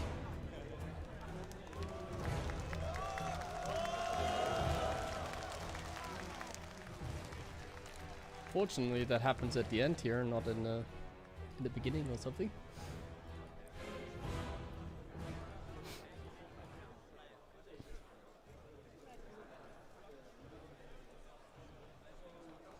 Oh, it's on stream. Ah, okay. Wait, it's on stream?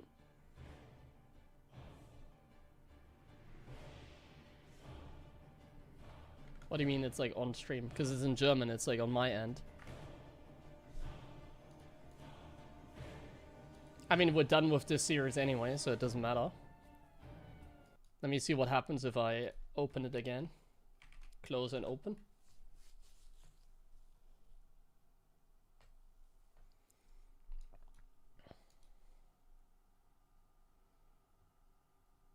No, I forgot here.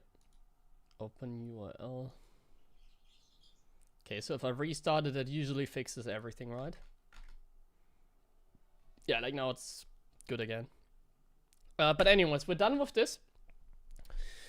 We're gonna rewatch Clem vs Classic now. I don't know the result of that, so please don't spoil.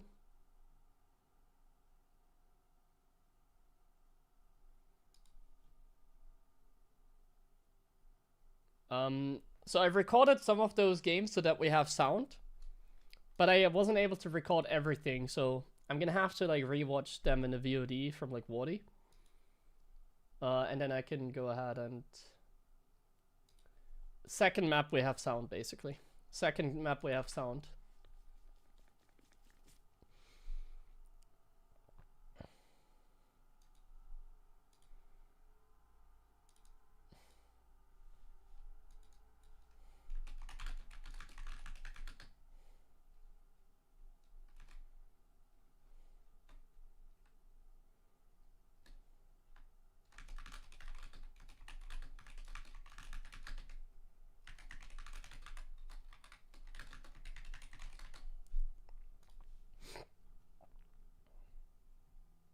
You need you Pokemons? What do you mean? You need my Pokemons?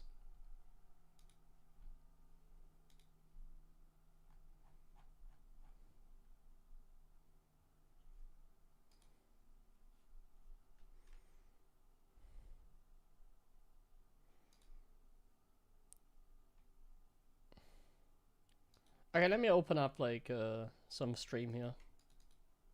Indie usually has a good quality. I'm gonna open up his stream. So I'm gonna open up the VOD for the first game because I wasn't able to record that one, and then I have the recordings of the other games. I think I didn't check those, but I think I have them set up. I just didn't have it for the first game, so I'm not able to share that with sound. So yeah, no sound for the first game. Second game we have sound.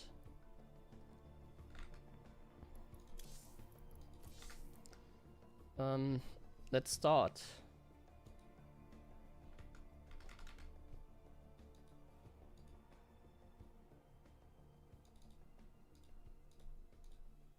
Okay, here we go. Clem versus Classic. I didn't see any of those games. The only thing I know is the result of the first game. That's the only thing I know. We have no sound because like I'm restreaming now, but for like I said, for the second game we have sound.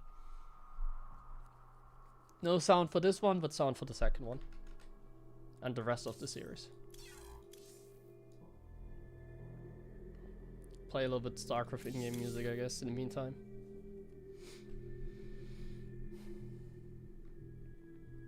So, Clem opens up Cyclone into 3 racks. He actually does that opening quite a bit. It's at the moment one of his favorite openings. I don't think he dares doing that against Hero, because he's like not like he's going low ground CC. I feel like he would just die against like a proxy gate. Bro, man, you're a hater today.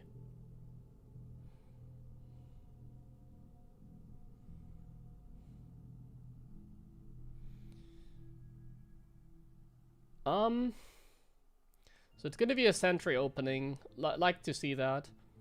Based on the opening that Clem is using, Classic should already have a good idea what Clem is doing. Because like I said, this is not the first time Clem does this opening.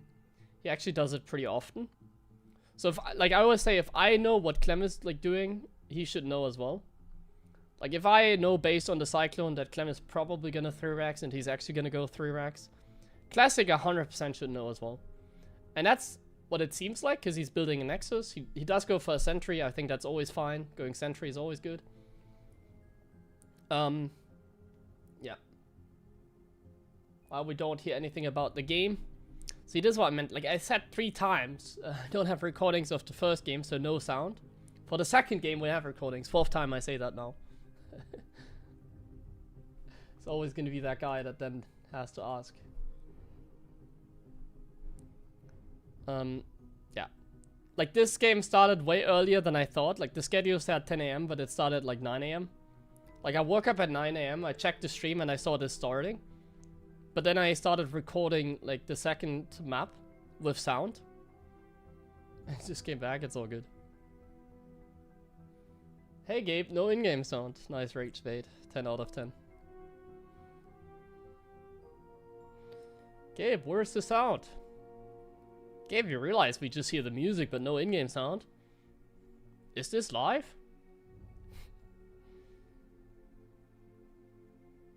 Okay, so I mean, it's a very standard beginning, but like I hate this. Like, I personally am not a fan of Clem's position, but I'm a hater, you know. Like, I'm never a fan of Terran. Like, I'm #1 Terran hater.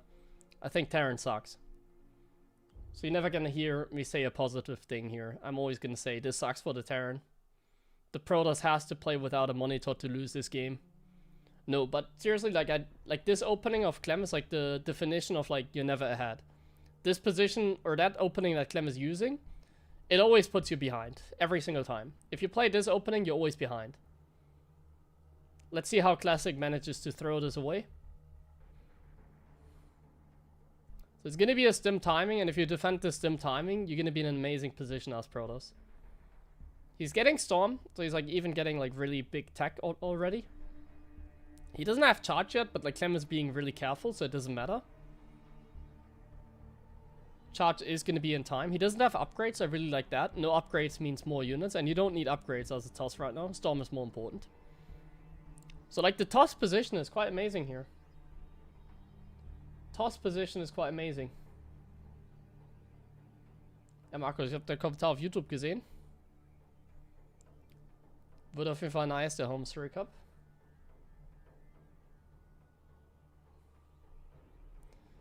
And wait, I didn't pay attention. One moment and suddenly Clem is winning. What happened? So like, so Clem pushed in and Classic has no units over here. And then the Marines moved to the other side? Huh? Okay, there's enough units over here. Huh?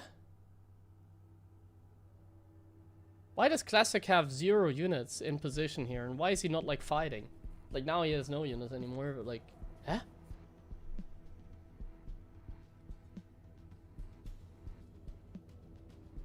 Like, when I do this build, my opponents have, like, 2 Colossi and, like, 20 Stalkers. He's getting pushed back in the end, but, like, that was obviously good for Clem. Especially that drop.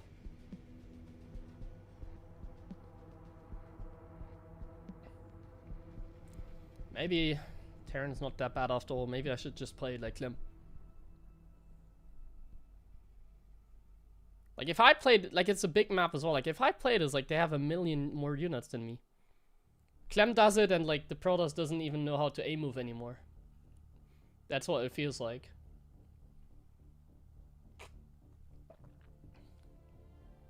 Like I just can't explain how that did so much damage. I guess going into Storm was a little bit too greedy, maybe. Like, it's not really necessary to go Storm really fast against, like, a 3-Rex like that. It's okay, I mean, Storm is always good, but... Because he skipped upgrades, you know? It's not like he went Forge as well, like, he skipped upgrades. I think that was good. Like, somehow he just didn't have anything in position. He was afraid of a drop, but, like... Why? You have recall? He just didn't have anything at the front. No Storm either. There's actually a very good drop here, because it seems like Classic has once again no units in place. Doesn't even have enough warp ins, because he's kind of broke. His High Templars just got EMP'd, I think, in the bottom. Did not kill the Medivac. So Clem is definitely doing a good job in this game so far. It still doesn't necessarily feel like he can break the Protoss. But at the moment, he's denying a 4th base, which is more than enough. Like, Classic is not even getting upgrades right now. Like, he's not clicking on his Forge. He's warping in more High Templars instead. He's getting a 3rd Forge. Yeah, why not? Got him. Like, he literally has 2 Forges, like, next to each other, but he's getting a 3rd one. Okay. I think so, at least. Doesn't he have literally, like, double Forge, like, next to each other, and he pressed +1 and then he built another one? Or did that get taken out by the drop? Maybe it just got taken out. Anyways, this game seems to be super over. Like, Clem is just kind of owning him here. Okay, 1 Forge got taken out. I see the drop in the picture in picture. Ah, he did kill it, okay. Yeah, I mean, this game, like, Classic just falls apart completely. Like, Clem just outplayed him super hard this game, it felt like. It also feels like he's F2ing and stuff, you know, like... Like, it really felt like, especially here towards the end, like, Classic did not play that clean. He got caught and, like, then he completely fumbled.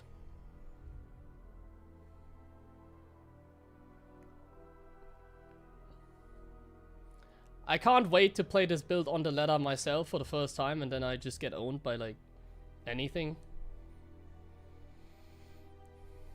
Okay, I have sound for the next one, I think. Guys, you're gonna get sound. Let me see if it worked out. I think it did.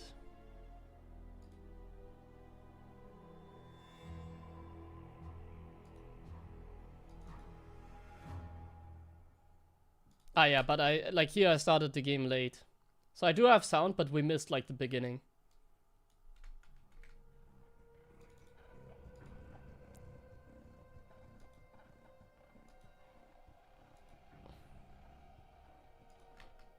Wait, why can't I? Huh?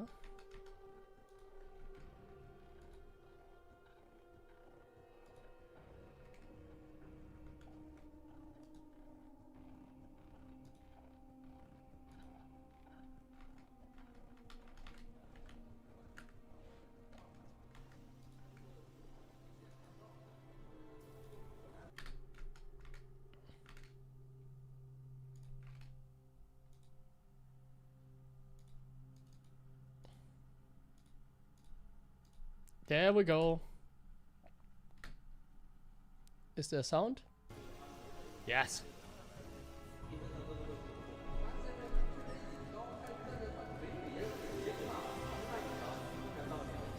No, if I do this build against Shameless, he has like 20 units and I have like 10. So yeah, we missed the beginning, because that's when I started my recording.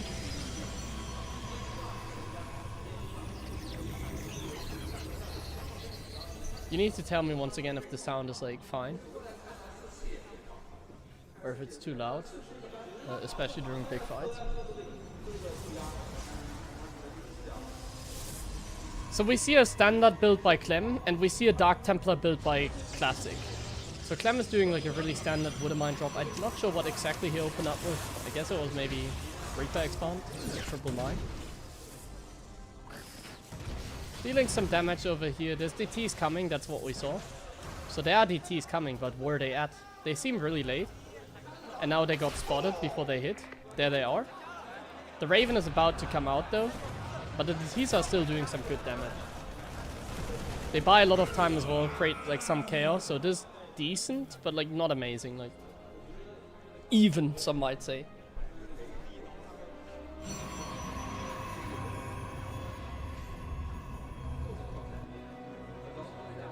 Oh. Okay, let's see.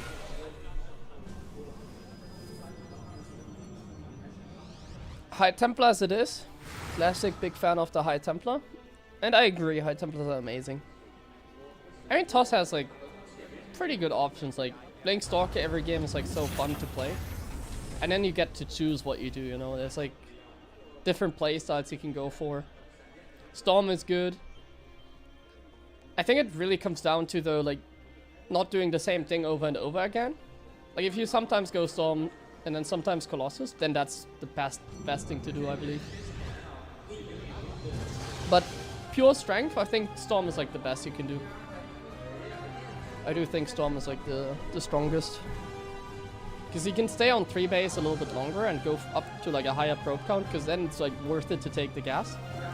Like, I really think Classic style is technically the best. But he does it like every game, which I think is why it's not that good sometimes. He just does it too often. Like if you go up against Classic, a lot of times you can just blindly assume he's gonna go Storm into Colossi. Whereas if you go up against Hero, sometimes he goes Storm, sometimes he goes Colossus. It's just too predictable, yeah. Even if it's the best, I think it's... Like sometimes he should go like Colossus instead. This is a very silly drop, man. It's trying to multitask a little bit and it's sort of working out. But now the drop can find damage, like... This drop is actually really annoying now. I don't think this was worth it for Classic. I think this is kind of bad for him now. He's gonna lose some workers. It's not amazing. The F2's Van!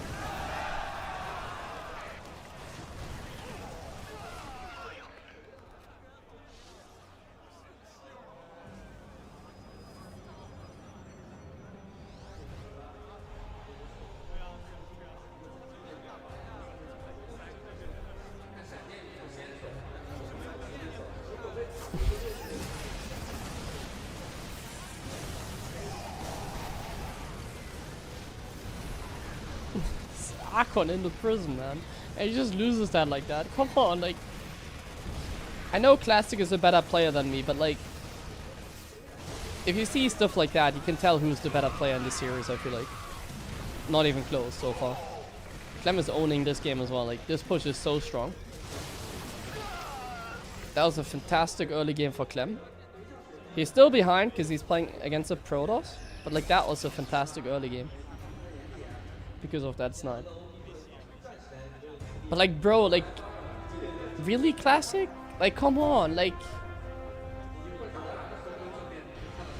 And people are wondering why we don't have a Protoss champion. Well, that's why. Because, like, they are just worse, you know? Like, you see that?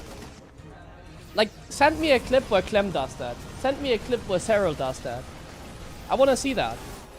I want to see, like, Clem F2, like, a medevac like that. I want to see, like, Cyril F2, like, something like that. Not sure what would be the same for Zerg, like F2ing Mutas, I guess, or something, I don't know.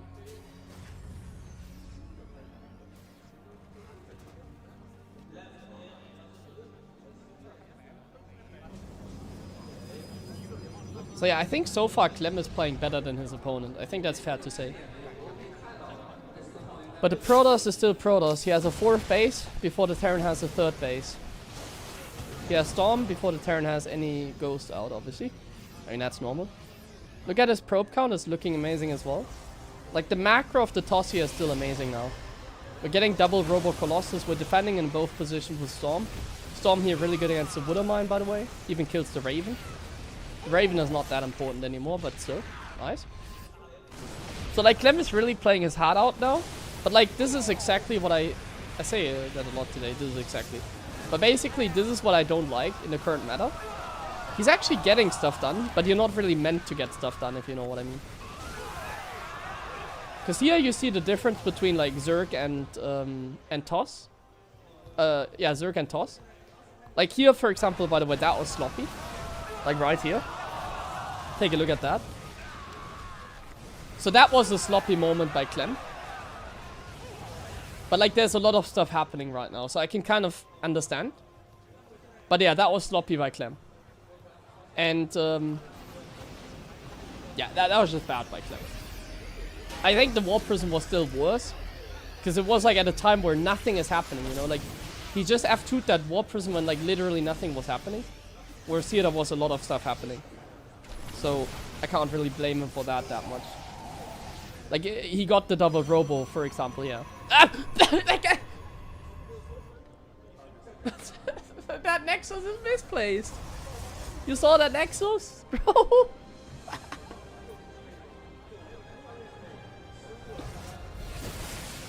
Is he drunk? Classic! Bro! Okay, there's a bunch of Head Templars and Clem right now has 0 energy on his Ghost. This is really dangerous. Obviously, Classic doesn't know that, so he can't really commit. Once again, the double Robo is very exposed. And this drop is actually really nice. Nice drop by Clem. Once again, he's playing really well. Like, that was a clean drop. It's really not that easy to get drops off like that against Toss. Whenever I do these drops, I just get jumped on and I lose. Classic has a lot of money in the bank though, so the moment he starts Colossus production, it's gonna be really tough for Clem, I feel like. He's gonna just click on the Colossus now. He's still like going up to 6th base before Clem has like the 4th base. There's High Templars. Like, Clem is doing so much, but it feels like he's like not really getting enough done here. Like, look at the bank, look at the base count, look at everything. Like, I feel like Clem is playing this game decent. I wouldn't say it's the best game ever he's ever played, but it feels like, once again, he's not able to keep up with the Toss. Like, it feels like ultimately the Toss is just gonna make a couple Colossus spend. Like, as soon as the, let me put it differently. As soon as the Protoss spends his 1,000 mineral bank, as soon as the Protoss spends his Protoss bank, he's gonna get A-moved. Like, that's how the game is gonna go. As soon as the Toss spends all the money, he's just gonna get A-moved. Like, bro has like 2k resources in the bank. We have no chance. We do so much, but we have no chance this game. That's what I fear is gonna happen.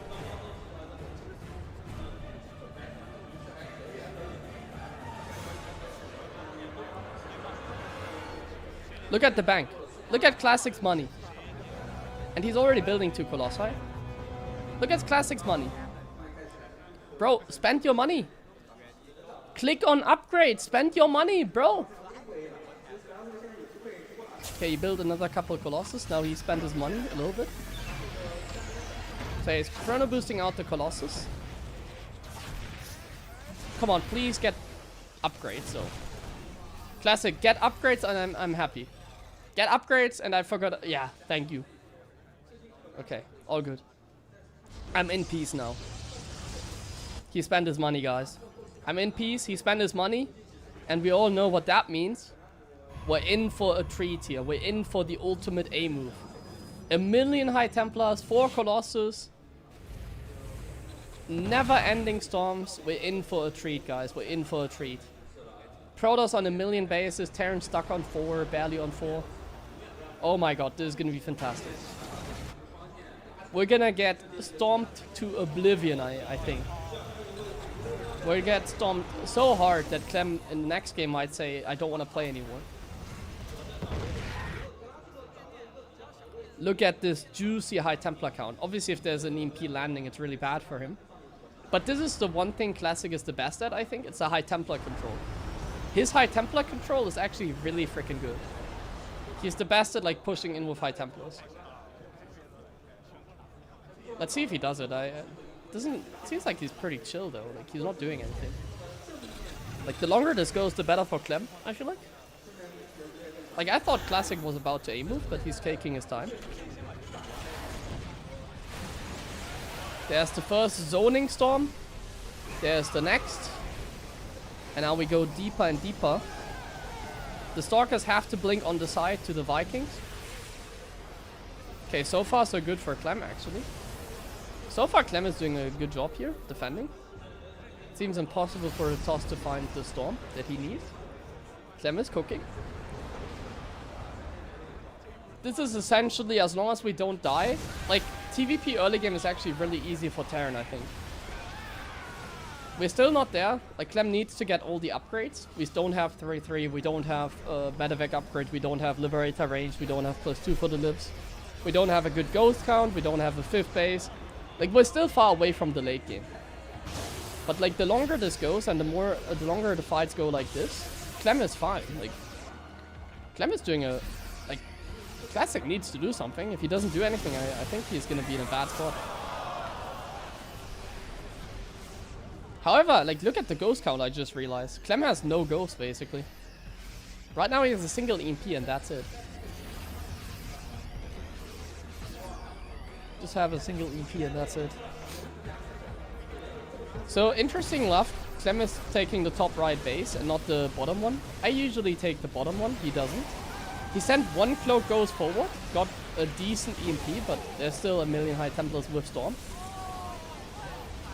And now there's 1,000,000 High Templars and we don't have EMPs, but Classic doesn't know that. So he can't just go in. I really like how patient like Classic is. Like now I think he's gonna have more confidence because he realizes that like there's no more ghosts probably. But I really like how patient Classic is. Because one bad EMP and it like all falls apart. He's being really careful with his High Templars. That is exactly how you're meant to be doing it. Haha, haha, the toss is like so crazy, expanding like faster than like Zerg and Archon mode. I would have laughed at that as well if I was in the audience. I would have been the loudest there, like would have hit the biggest haha when I see this Nexus.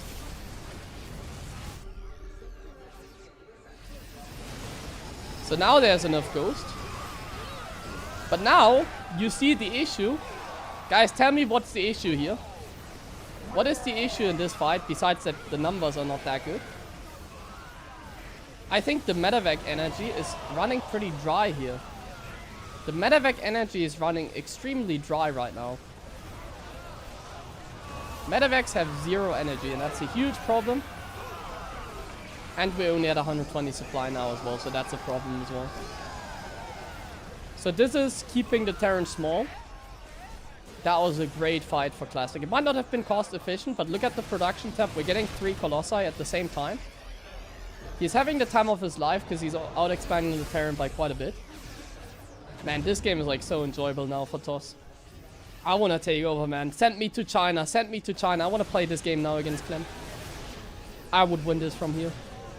You know, like rapid fire warping in like zealots now. Oh my god, look at that. Oh yeah.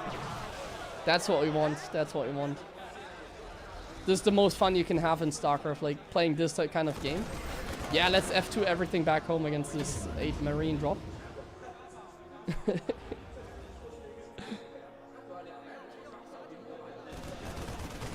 So Clem is only on 4 base. That's not good enough to win the game. I don't think he has Liberator range either, so he's not even maxed. So like this game is over now, I feel.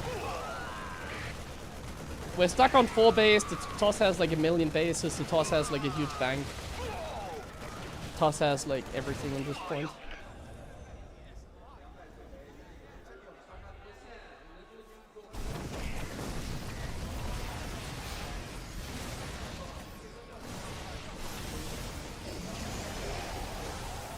Not a great game, but like it also didn't seem completely imbalanced, you know, like.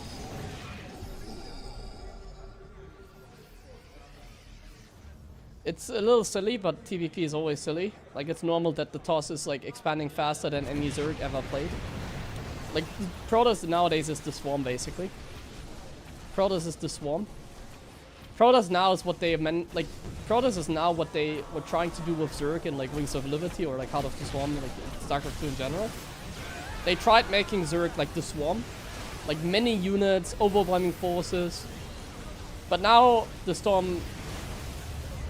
Or the Swarm is like the Storm. Or, like, the Swarm is the Aliens. I don't think this is a Swarm, like, here, the Warp Prism. I don't think this is a Swarm that they really wanted. But that we got. This is the Swarm, guys. Look at those storms, though. Yay. Never-ending storms. I mean, the storms are not really imba now. They're kind of similar to what they were before, I feel like. Some nice EMPs, but like the numbers don't lie here. An observer would be great. There's an observer, but you have two to the left side and not to the right side.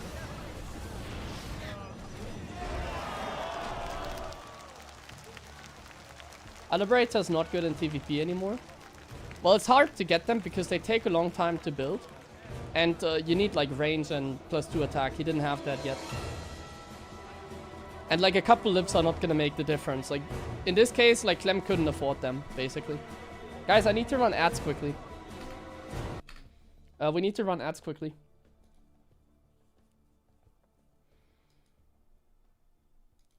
Classic looks like a Protoss himself. Hey, don't hate on the chin toss. That's not nice of you. By the way, Sven and Remonoid SC2, thanks for the resubs. I do appreciate that.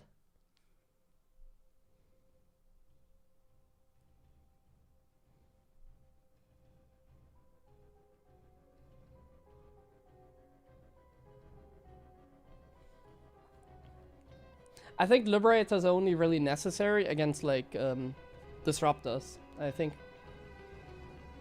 If there's no Disruptors, I think it's hard to just justify making Libs, especially with no upgrades. And especially if you're poor. Like, I think here, Clem was just poor.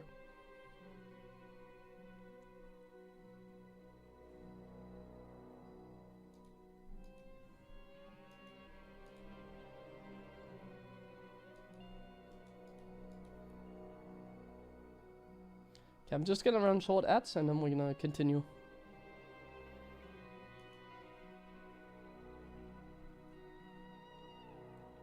So we're gonna watch the games tomorrow. Are we gonna watch the games tomorrow? I don't know who's gonna win this, but I know that so far no Terran has won. So if like Clem doesn't win this, then I guess we're not gonna watch this tomorrow. But if Clem wins this, we're gonna watch the games tomorrow, but at a later time. Like today I watched this early in the morning, because I planned streaming in the morning. But tomorrow the games are even earlier. So tomorrow I'll be watching these games in the evening. So I'm gonna record like I did here. Like this is a recording from like 2 hours ago. This is I record like 3 hours ago. So I recorded this 3 hours ago so that we have sound. And I'm gonna do the same thing tomorrow. I'm gonna wake up, turn on my PC at like 6 AM and just start recording the games if Clem is still in the tournament.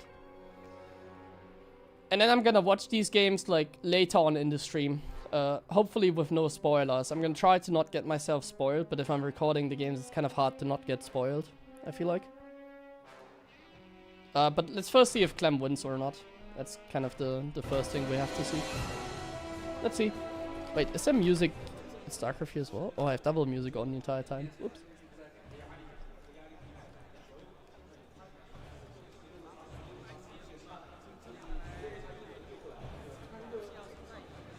But yeah, nice morning stream. I hope you enjoy this. I might play some ladder after this as well, I'm not sure. Let's first see how long it goes for. Yeah, the setup looks amazing. I think so as well.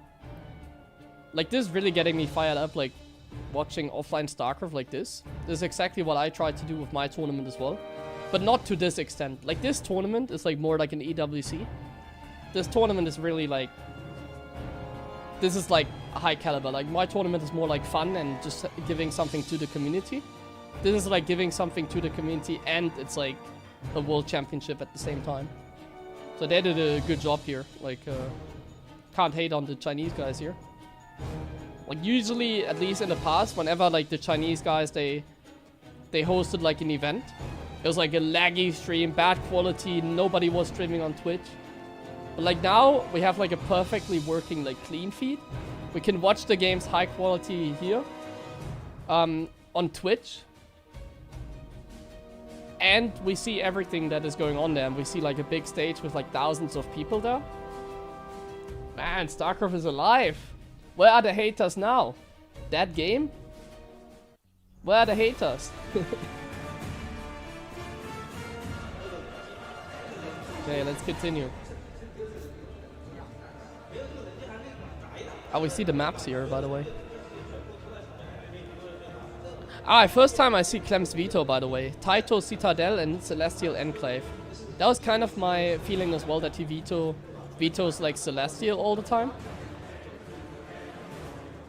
I didn't know what he would veto. But yeah, that makes sense. Taito, Citadel, and Celestial Enclave. Oh, the water. Good water. Like, look at that. They even like changed the water. Did you see that? Professional water change. Look at that. The production guy. Like here. Look at Clem. Finishes his water. And the moment he finishes the water, production immediately sees that. There we go. And the water bottle change. That's like legit though. That's crazy though. That's like, that's so cute, honestly.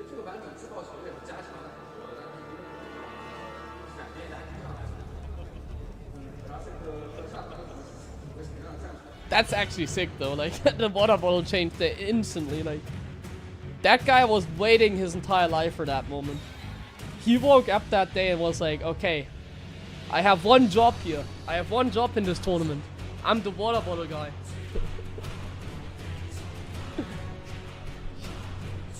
He delivered, man. 10 out of 10. 10 out of 10 job by that guy. Like seriously. I did not see that coming. I need to take notes for my tournament. I need a water bottle guy.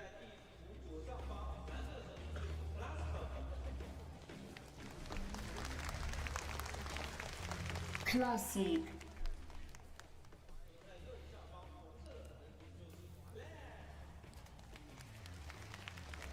Okay, let's see. Clan. Let's see how Terran is gonna lose this game. Number one Terran hater here. The heart rates. Yeah, for some reason the heart rates are very similar to the series after this. For some reason Classic has the same heart rate like Reynor had, and for some reason Clem has the same heart rate that Maru has. I really like these heart rates. Like, I love to see that. I think it's a fun gimmick. And it's like, you only have that really in StarCraft. I don't think any other game has that. But bro, these sensors are not working. Like, they are not working. And if they're not working, they're like, they're just stupid. Like, they're just stupid having them in now, because clearly they don't have like 100 heart rate. Happy to start your day like this. I'm glad to hear, my friend. I'm also happy to be able to watch these games live on stream. Once again, thank you for the organizers here for providing us this content for free. Free content for us. Yeah. Okay, now the heart rate actually goes up for Classic there for a moment. That seemed a little bit more accurate. It just went up to like 108 and now it's back to 80-80. 80-80? 80-80, yeah. His heart rate is at 80-80. You heard it here first.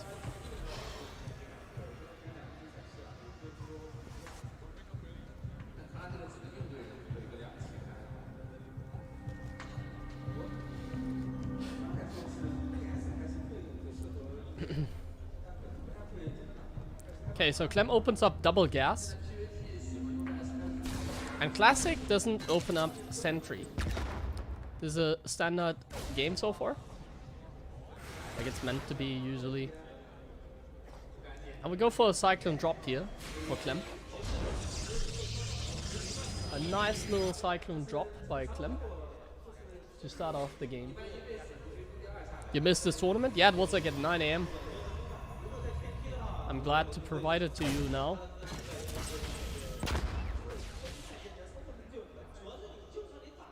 Tomorrow the games are going to be very early on, so if Clem wins this series, we're going to watch the games tomorrow evening. I think it makes most sense for us to stream tomorrow evening and like pre-stream this. I'm not going to stream at like 7 AM tomorrow or like 6 AM or whenever this is. I can't check the schedule now because I don't want to get spoiled. I actually don't know who's going to win here. I don't know the result of this series.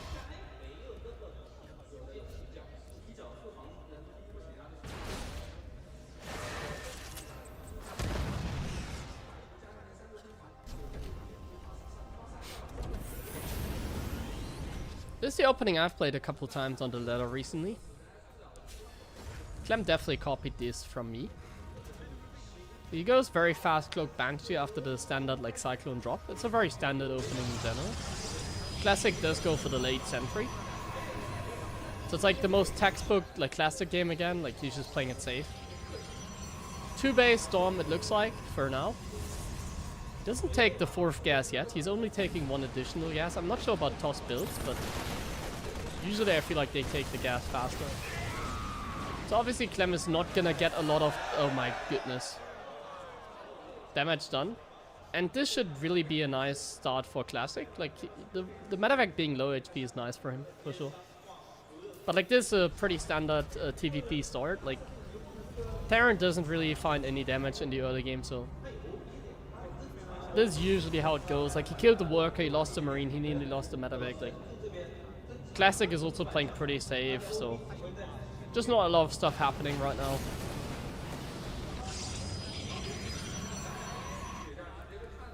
That usually favors the toss, because the worker count is already looking quite good.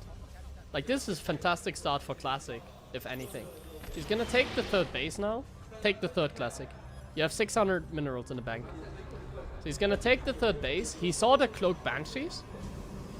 He warps in another round of Stalkers, because he saw the Cloak Banshees. He gets another Observer. And yeah, all he has to do is, like, defend. I think he wants to get Stalkers on the map, because the tank push is very likely here. If you see this from, like, Proto side, like, against Classic especially, a tank push is very likely. And he sends the Adept, so he sees the tank push, loses the Adept, that's a little bit annoying, but not really that impactful. Is he gonna fumble against the tank push or not? So far, I think Classic did a good job in the opening. I don't think he's gonna fumble this. I think he did a perfect job. And if the Protoss did a perfect job, Terran can never win, I feel like. Let's kill the Observer, though. And Clem kills the 3rd. Strong. What? The Banshee's going to the main. The Stalkers are out of position. No cancel on the Nexus, I think. And he fumbles. Okay, this seems like a really strong tank push, though. This seems like a very powerful tank push, man. At least against Classic, because Classic already went Templar Archives. Like, Classic is really predictable. Oh, he kills that as well? Oh my god. Somehow Clem makes Terran look imba. I can't... Like, I'm looking forward... You know, I'm looking forward to playing this build on the ladder myself and getting owned by, like, 6k tosses. Because somehow they have, like, 1 million more units than Classic and charge. Okay, he's gonna get the cleanup now. That was not good for Classic, though. That was not good for Clem, though. But he killed the 3rd, so I guess it's fine. The Banshees should be able to escape as well, I believe. And as long as the Banshees escape here as well, it's like fantastic.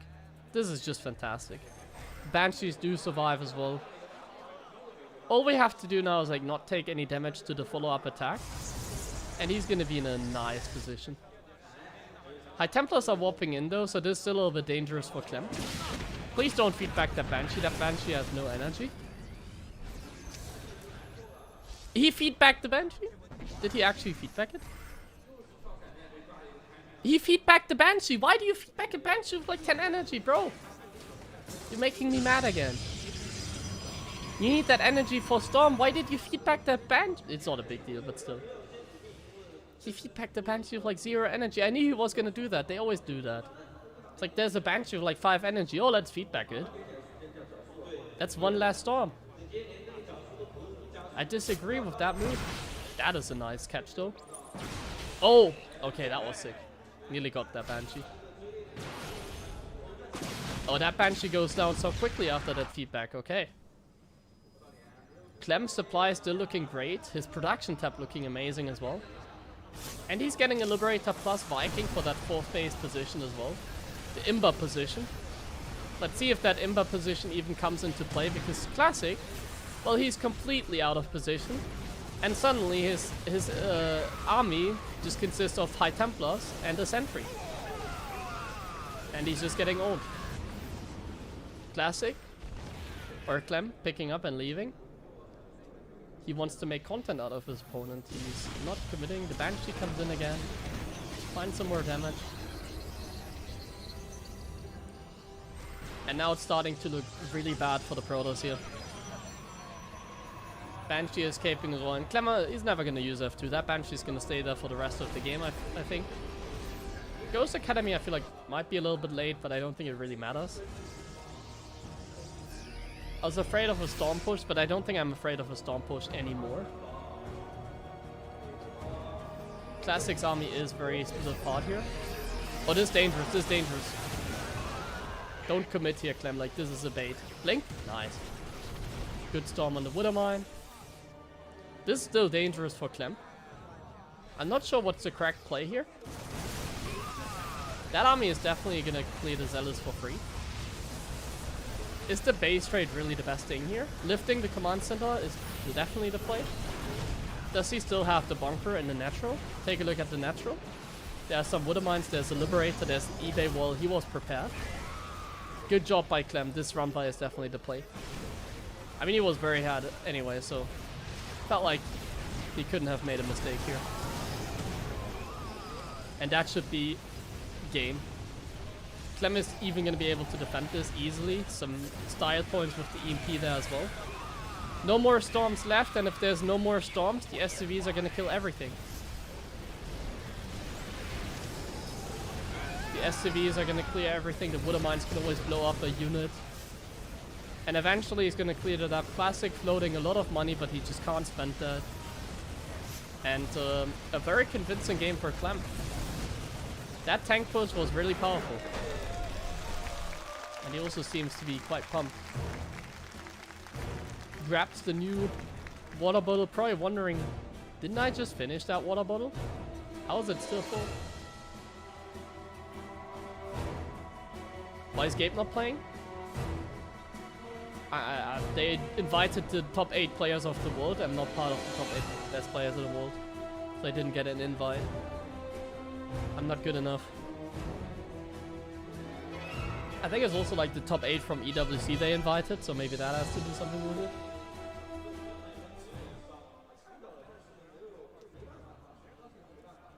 Yeah, why are SCV so strong, man?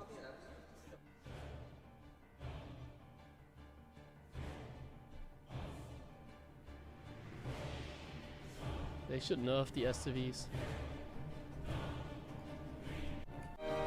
Is there a break? No.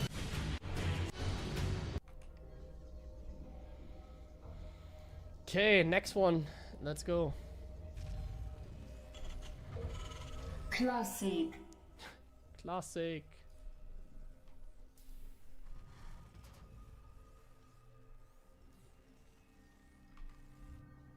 Clem.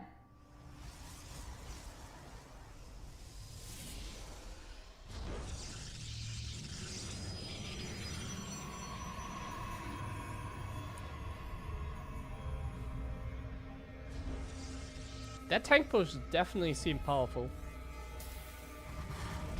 That tank push seemed very powerful. It's like one of my favorite builds at the moment as well.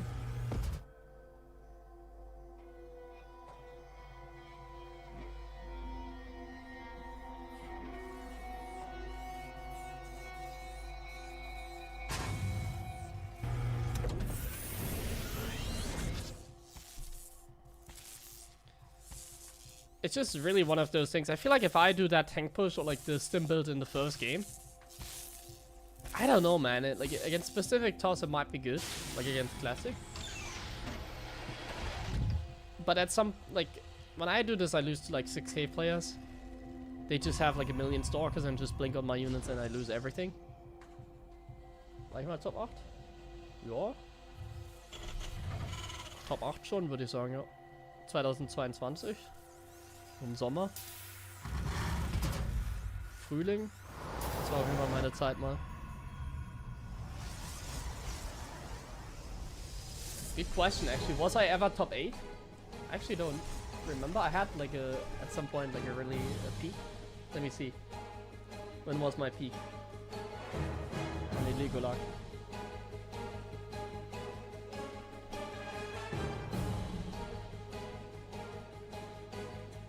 Yeah, it seems like it was at the end of, in the middle of like 2022.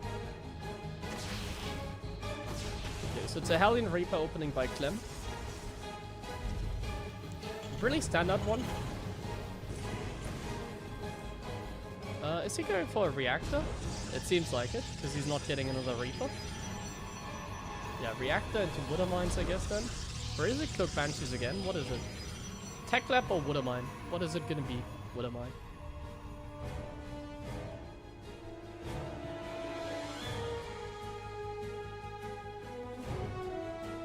So my best Legolag rating, when was it?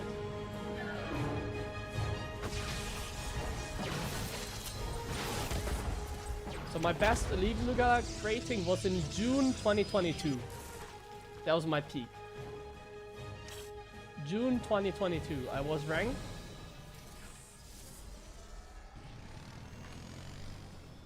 Seven. Ha!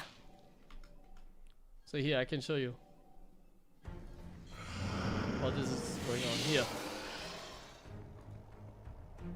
Here. 2022, guys. That was my peak.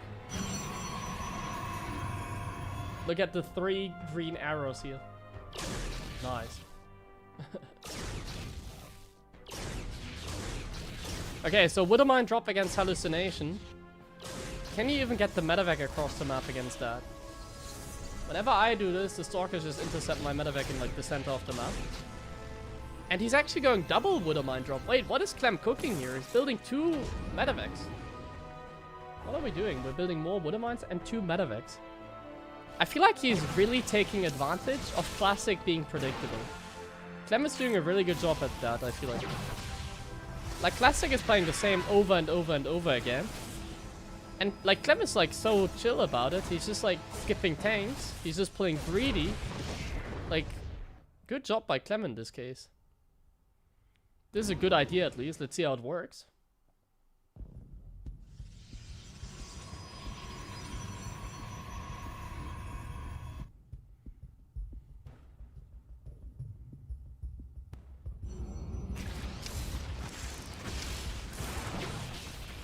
This Water Mine drop normal, and now this one.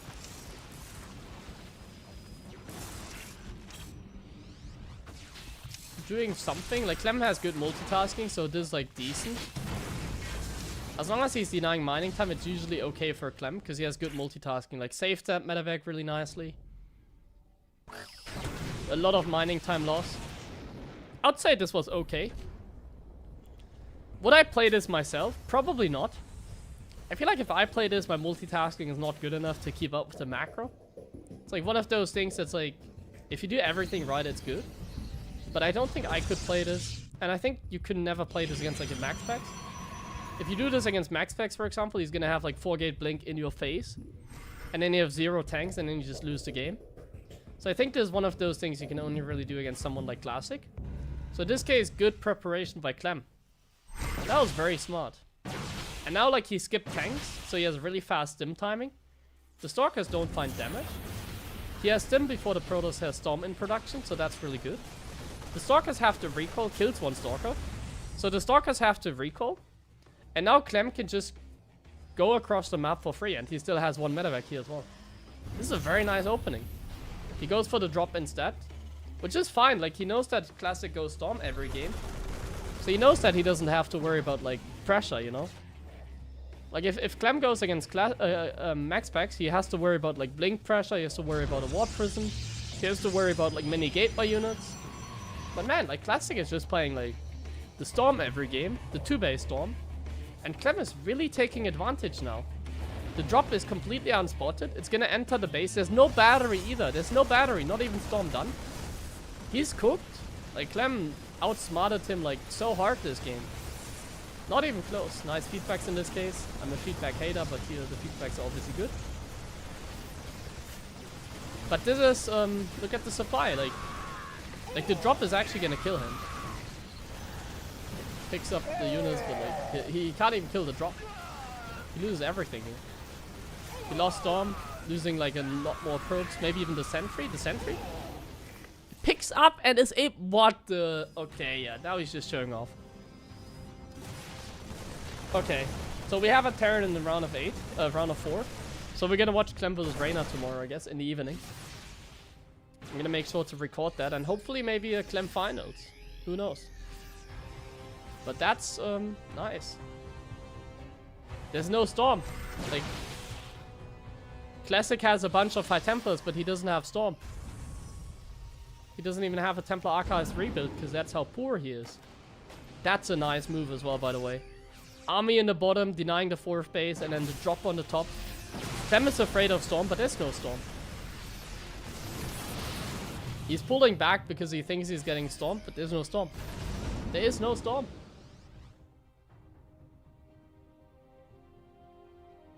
Yeah, this game is over. I might even say that Twitch chat can win this game. This is a game where I can say Twitch chat might be able to win this. If Twitch chat takes over Clem now, they actually beat Classic here. That's how over the game is.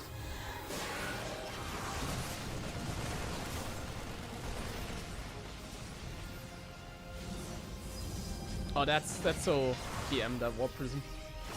Like, 1 pixel away from getting hit from the Marines on the high ground.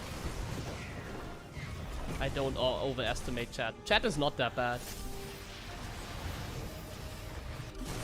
You're underestimating the Twitch chat here. I mean, they are bad, but like, not that bad. You guys are terrible, but not that terrible.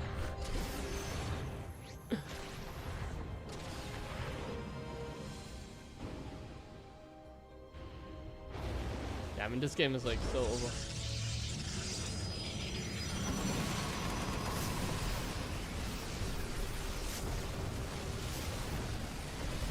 Well, I guess the #1 Terran hater gets silenced over here, let's say. Clem did the impossible, he beat a Protoss. But I think he did this in a very smart way, as I explained. Like, I really don't think Clem could do this against Hero, for example, as well. Like, if Clem plays like that against Hero, he can't. He just can't. Like, Hero's gonna have Stalkers in your face and you're gonna lose. But this against Classic?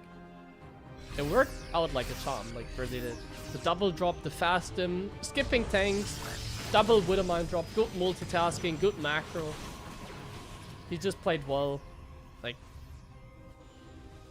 very well prepared by Clem. Like, Clem is the guy that always plays standard, especially in like online cups. But like in bigger stages, a lot of times he plays like really smart stuff like here. Like, that was really, really well done by him. Classic just did what he did every game. And I mean, he did get punished. What event is this? The Thunderstorm event, or Thunder Pick, I don't know what it's called. It's an event in China. The 8 best players got invited. They forgot me. To play in an invitational in China. So yeah, that's what we're watching. Thunderdome. Ah, Thunderfire it is, okay.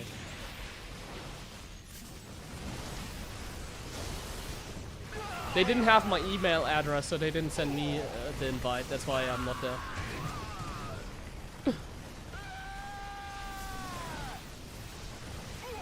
I didn't pick up the phone when they called me, so it's the 8 best players, but not Gabe. I was busy, you know. I was busy. Oh, he's really happy about that. I mean, I'm kind of underestimating how many people there are, you know, so... Like, obviously Clem is really happy about that, because, like, there's, like, thousands of people there, I believe. Okay. Cool stuff. So... Let's take a look at the bracket real fast. Let me open the Wikipedia page, then we can have a look at the times. Let me quickly open up the bracket. So, spoiler, in case you don't want to get spoiled for the other games. Spoiler. You can turn off the stream now. I'm going to wait like 10 seconds.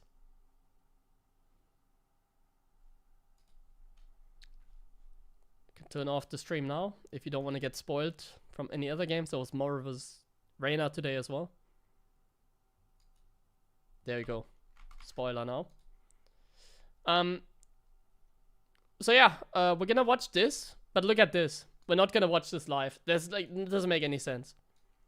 So I'm not gonna watch this tomorrow. I'm gonna sleep at like 7 a.m. So I'm gonna watch this like tomorrow later on. Is there anything else going on tomorrow? Let me see. So tomorrow there's like no tournament, right? There's like all. There's OSC as well tomorrow. Okay, so there's actually OSC tomorrow. So Waddy's probably gonna stream the OSC World Championship. So I'm probably gonna stream this late, like in the evening tomorrow. So tomorrow evening we'll do a stream. I think I might play some ladder now. I need to take a small break and then I'll decide. But we're gonna watch like Clem vs. Reynor best of 5 tomorrow evening. So if you don't wanna get like if you don't wanna watch this in the morning, I'm gonna record it. I'm not gonna spoil myself. And we're gonna watch it then later on live.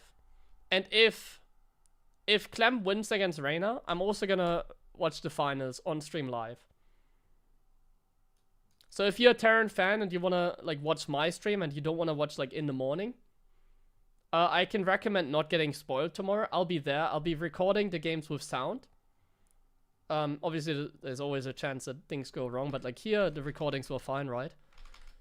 And I'm gonna watch them like in the evening, like 7 p.m. or something, European time. So 7 p.m. is like in tomorrow in 6 hours. So in 30 hours is like 7 p.m. Sunday. Reynor vs. Clem tomorrow on my stream. So if you don't know watch it, once again in the morning, you can watch it then on my stream.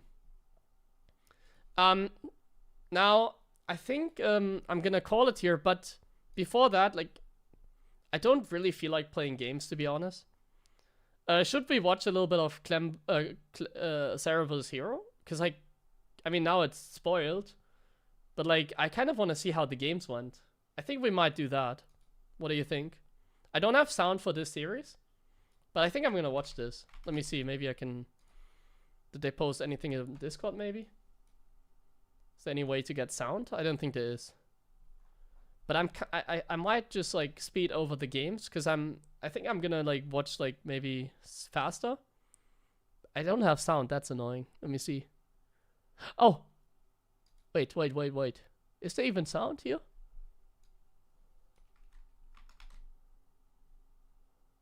I know. I think that's just the stream they posted earlier. Let me see.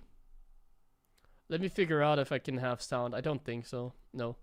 I don't think I can have sound. No. There's no sound. Yeah, we can watch the couple games though, because I'm kind of interested to see how Sarah lost, you know? I always liked watching Sarah. I think he's like the best player with Clem. So I'm like kind of interested to see how did he lose that? 3-0? Okay, be right back. Small bathroom break, then we're gonna have a look at Sarah vs. Hero, then I go offline. Be right back.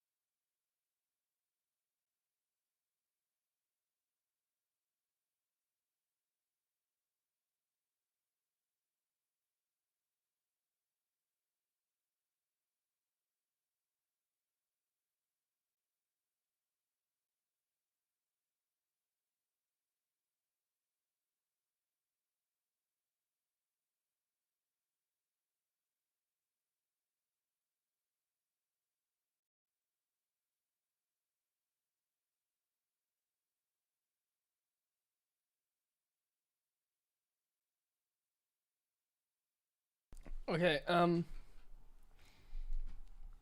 thanks for waiting. You replaced Protoss, that's how you won? Yeah, let's take a look. I'm like kind of interested. I'm gonna speed through. Like, I don't really have much to say about PvZ.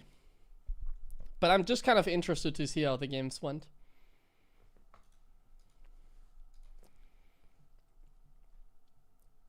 Rebroadcasting day 1 is Wardy. What the hell, man? He's just doing like the entire stream again. Because it's like a man, that's a good way of making money.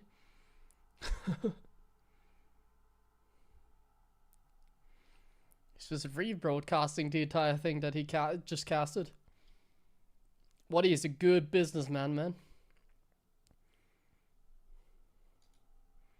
He's a very good businessman.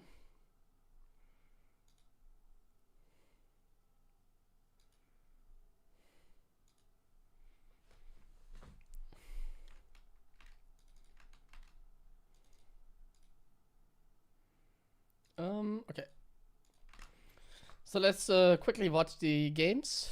Hero versus Saro. I don't have any sound, so I'm just gonna watch 2 times speed.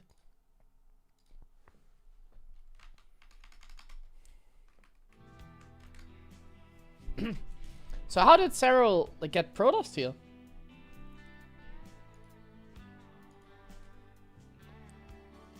How did Saro like? What happened? Is he washed now? Nah, he's never washed. What happened? What happened? This was like 4 AM. I didn't see any of this. Can make the sounds like covered animation. I'm a very awkward person, I can't really do that.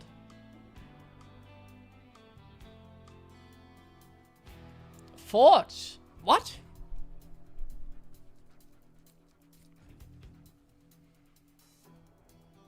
Forge first and then adapt sentry, I guess.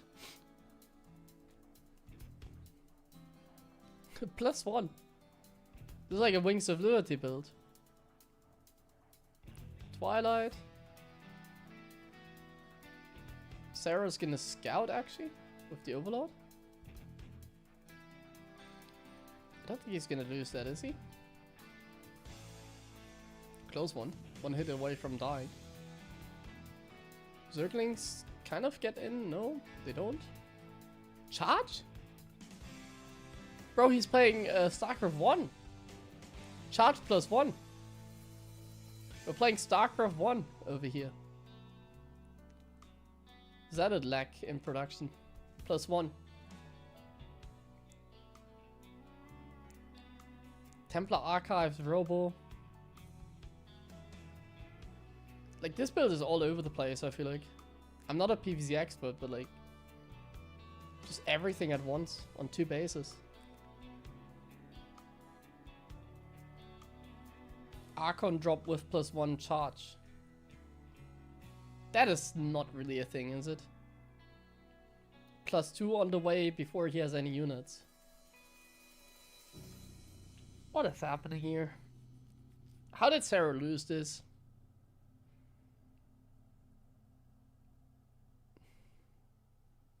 It's a +1 Archon drop.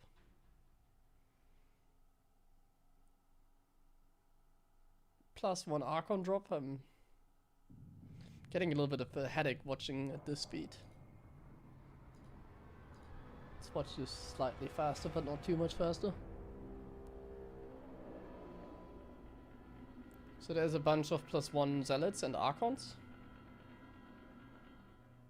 And Sarah is just making a bunch of Roaches. But there's Storm on the way. And the Archons, they always survive. Some nice juggling by Hero. +2 nearly done. Immortals on the way. Supply is not that bad. It's pure Roaches. Sarah's making a transition. First sloppy move there with the Archon, losing it. Supply is pretty decent for Hero though. I don't think he's too worried about the attack here. The Zealots are catching Sarah a little bit off guard, it feels. Okay, the Zealots are actually doing quite some damage here. I think these elites were pretty good. Like, the supply is so good for Hero, and he's just gonna go for like a 3-base timing before Lurker's out, maybe? Let's see. I don't really watch PvZ, so I'm not 100% sure what he's gonna do.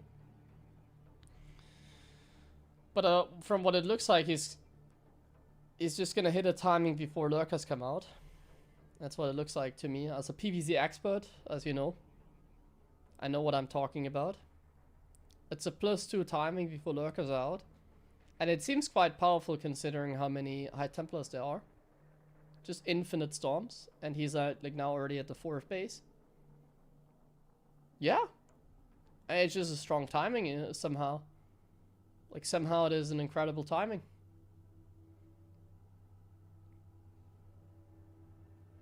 This seems like the weirdest build ever. Or not weird, but like inefficient, I feel like.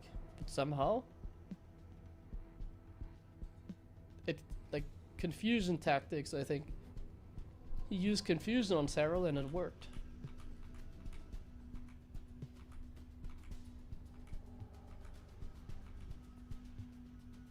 That was really good. Like, that felt like such a troll build, you know?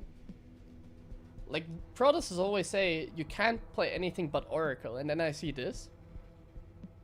And I still think so. Like, this should not have worked. Like, I'm so surprised. We need a Zerg expert or Pros expert here to explain. Like, I do not understand anything that just happened. He played a greedy build, didn't really get punished, so maybe that's the thing. Like, from logic perspective. I think the reason it works so well is because he's playing against Cyril. And Cyril always plays pretty safe. So if you go up against Cyril, you can play some extremely, like, greedy stuff a lot of times. And that may have been the case there. Like, Hero might have just picked, like, a extremely greedy build because he plays against Cyril. And Cyril doesn't punish people. Cyril always plays, like, the most standard you can imagine. That's, like, the only thing that I can say that made this a good build. Because I really don't think this should have worked like that. Wait, oh, that was close. Imagine if he lost that drone. He might have just like retired after that. So this time it's gonna be a Stargate. So obviously he's not gonna do the same build again, because if he did, then I think what Hero does here is making it look like the same build, but it's not. So that's always a smart thing to do. You may make it look like you're doing the same thing you just did, but then it's actually something very different.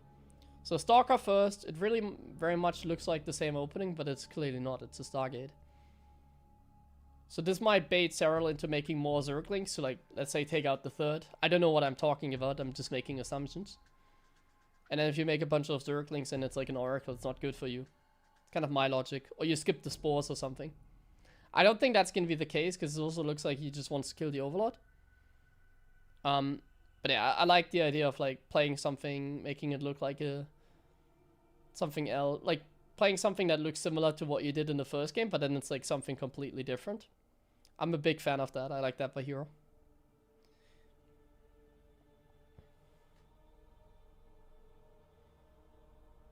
So far so good. Nothing has happened really.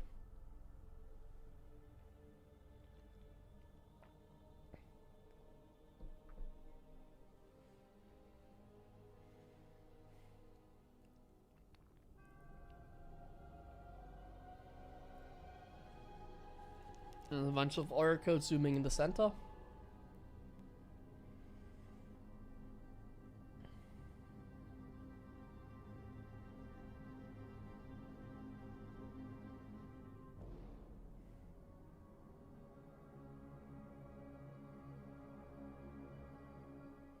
I don't like his wall. Like, the probes have to go like all the way above.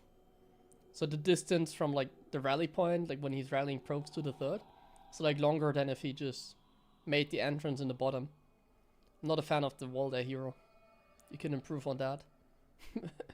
Giving Protoss advice on PvZ.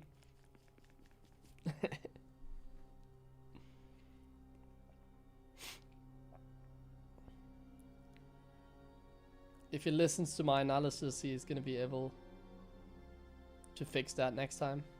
I also wouldn't fly my oracles above queens. That's the next advice I have to Hero. Don't fly your oracle above queens and lose it. Especially the low HP one.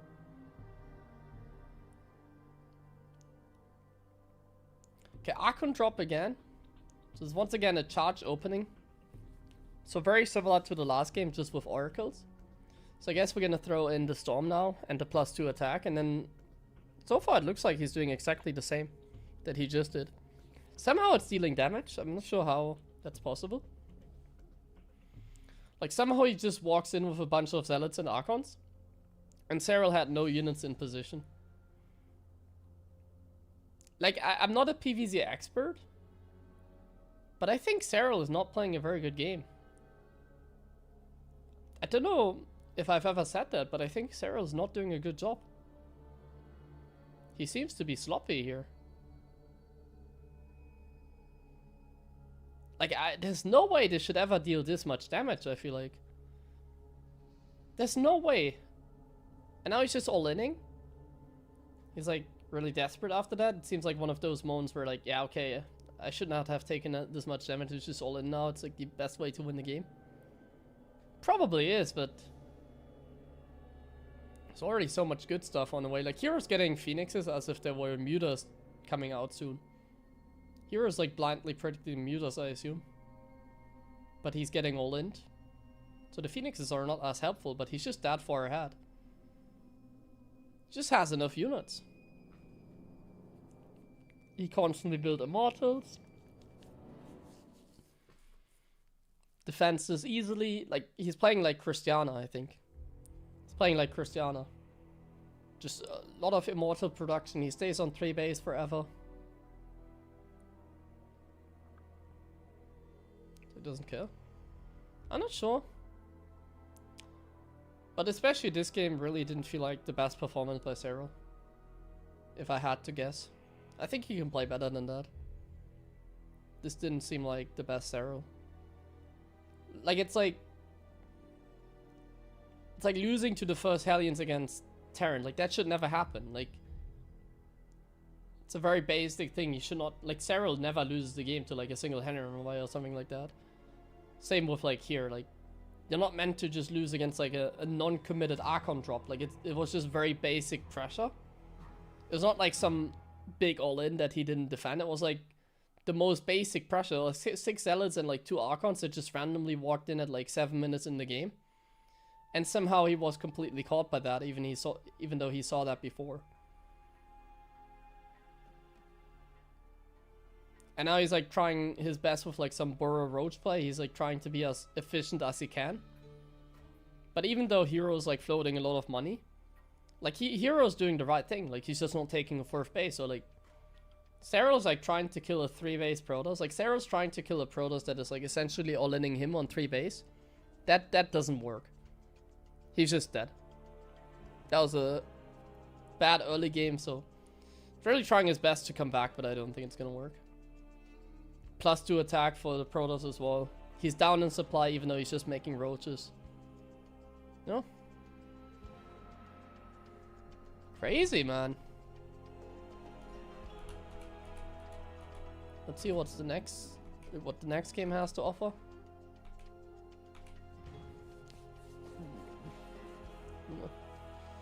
Ja, ist jetzt nicht, dass er super schlecht spielt auf jeden Fall. Ja, es sind nur ein paar Prozent. Ja, das macht den Unterschied.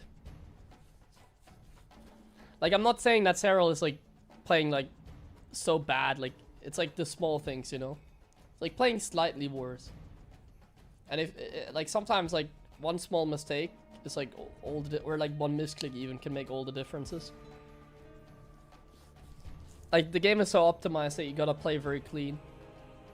And I call out Cyril here playing like sloppy. Even though he's probably still playing like, let's say 95% of his actual skill. But like, small things make a huge difference. They really do.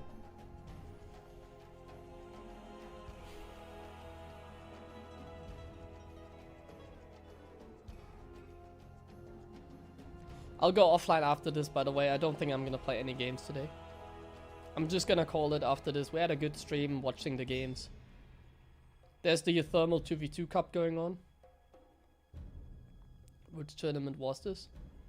The Thunder Fire ST2 All-Stars tournament in China. Apparently there's like 5,000 people there. Like they sold 5,000 tickets.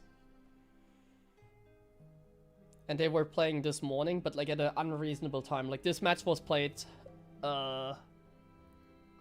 9 hours ago, I believe. Or like 8 hours, something like that. Played in like in the middle of the night.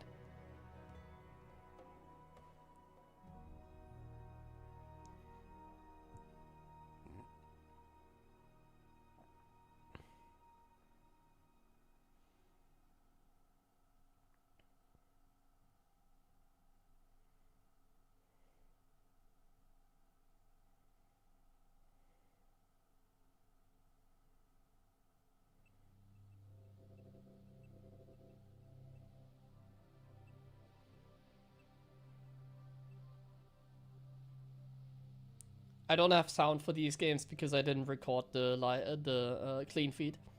For tomorrow, we're gonna watch the semifinals in the evening. So if you don't want to watch these games in the morning and you like want to watch the games with me, I'll be casting Reynor versus Clem at the very least. Maybe the finals. If Clem wins, I'm gonna cast the finals as well. So if like Reynor or if like Clem wins and gets to the finals, I'll cast like 2 series. I hope that's gonna be the case. I'm gonna cheer for Clem.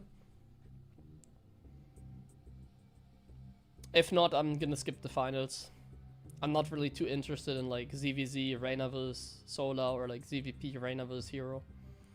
I'm not that interested in that. I like Reynor, I like seeing him win in this case, but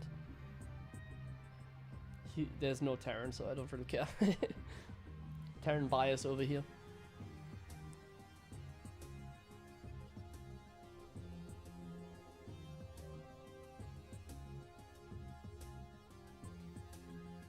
Yeah, it's unfortunate that Reynor beat Maru, because now we don't have Maru vs Clem. I really wanted to see Maru vs Clem. Because I think like Clem's Protoss is really competent. Like Clem's Protoss is everything I hate about TOS, you know?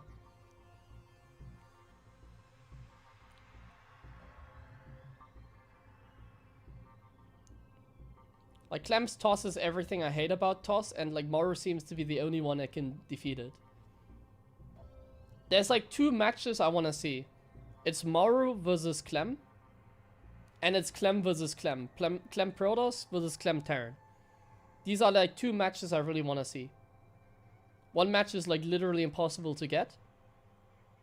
With current technology at least. And the other game is like, yeah. We get robbed of that every time. Clem versus Maru is like the new Cyril versus Maru. Got robbed of that many times as well, until it eventually happened like multiple times and Maru just got slapped. It's the same with like Maru vs Clem now. Really want to see that, man.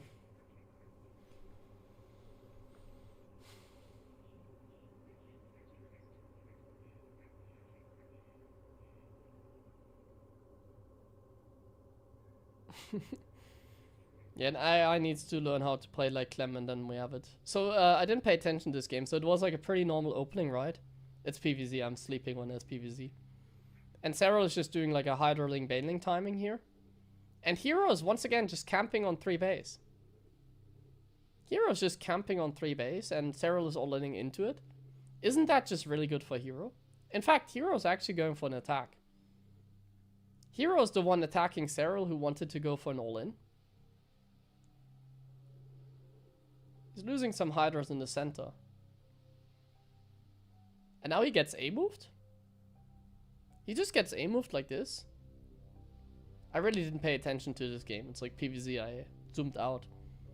There's some drop-a-lots. I don't know if they have any units inside. But the storm just seems to be too much for Cyril here. Zealots, Archons, and now there's a couple storms. Boop, boop. And now Zerg loses. That's it. What's Cyril's reaction? I want to see Cyril's reaction to this. Seems like it's already game over now. No? Another Immortal coming. He loses the 4th base. Nice pickup on that Immortal, obviously. Nice pickup. And now we recall. Sick. Fleet Beacon. So we're gonna get a Mothership.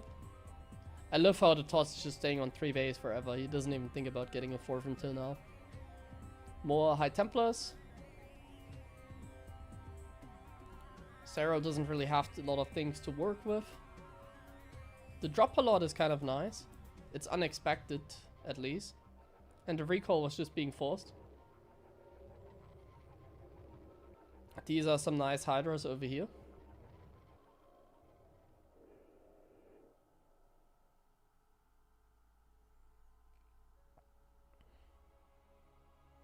So this is a fantastic drop. But he just doesn't really have a follow-up. Like, the Hydras just get cleared up now, and then, like, it doesn't matter. Because, like, he can't break this position. There's a High Templar with Storm. You can't break this. The Storm never runs out. Another warp in. Supplies even. This trash for the Zerg. There's, like, a Mothership on the way as well. It's gonna kill the base. But, like, you need more than that. You need to actually kill the toss. And now there's, like, so many Zealots. He might just tap out now. He might literally just leave now. Yeah, it's game over. There's gonna be another warp in. Even like a random Tempest and Mothership on the way, technically. Warp in his face. Sentries. That's crazy, man. Yeah, I don't know. Like, I can't really give you like a good analysis on PvZ. I don't know what happened. Second game, the Archon drop was a little bit sloppy, but yeah, I don't know. He kind of just got owned, like, not sure what to say.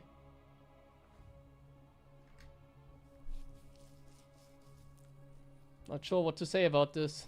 He kind of just got owned.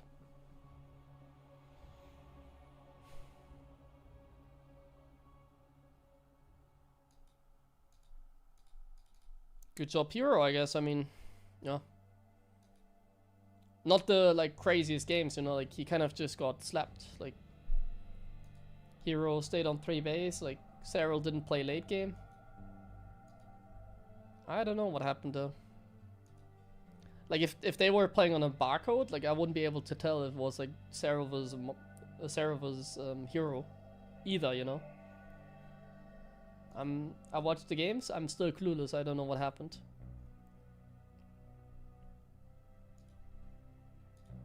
It looked very hopeless for Cyril, if anything. It looked like he stood no chance. But yeah, I'm not a PvZ expert, so I'm not sure. Okay, what do we do now? I think that's it. So Thermal's doing his 2v2 cup. But I'm not taking part in that. I don't have a teammate today. For the next one, if I'm streaming at that time, I'll see if I can get a teammate. The thing is, I have a bunch of teammates, but they're like Terran, you know. I want to get a teammate for like a 2v2 cup that is not a Terran, because Devil Terran is like useless in 2v2. I really don't want to play like Devil Terran. It's like...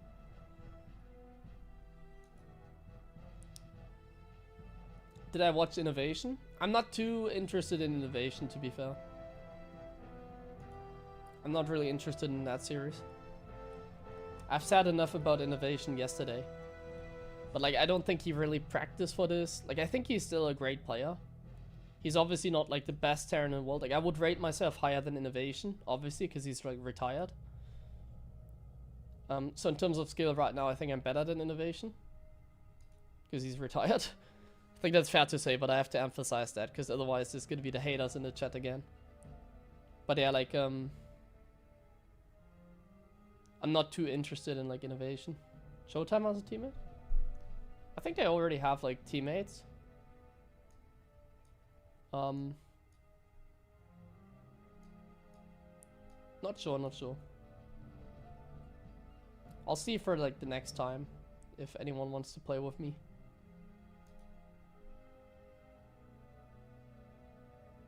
You've seen. Thank you, Klaus. I appreciate that, man. Thanks for believing in myself. At least there's one person out there. Yeah, I think we're gonna call it here. So once again, let me show you the bracket. So this is happening tomorrow. So tomorrow evening I'll be streaming. That's the plan.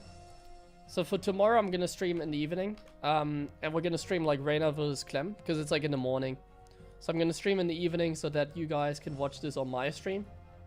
So for the people that don't want to watch this live, I'm gonna watch the Terran games on my stream. So if you're interested in the Terran games, you're definitely gonna see them with sound on my stream. With sound. I'm gonna record it. Like I did today. Yep. I think I'm gonna be rating your thermal. Yep.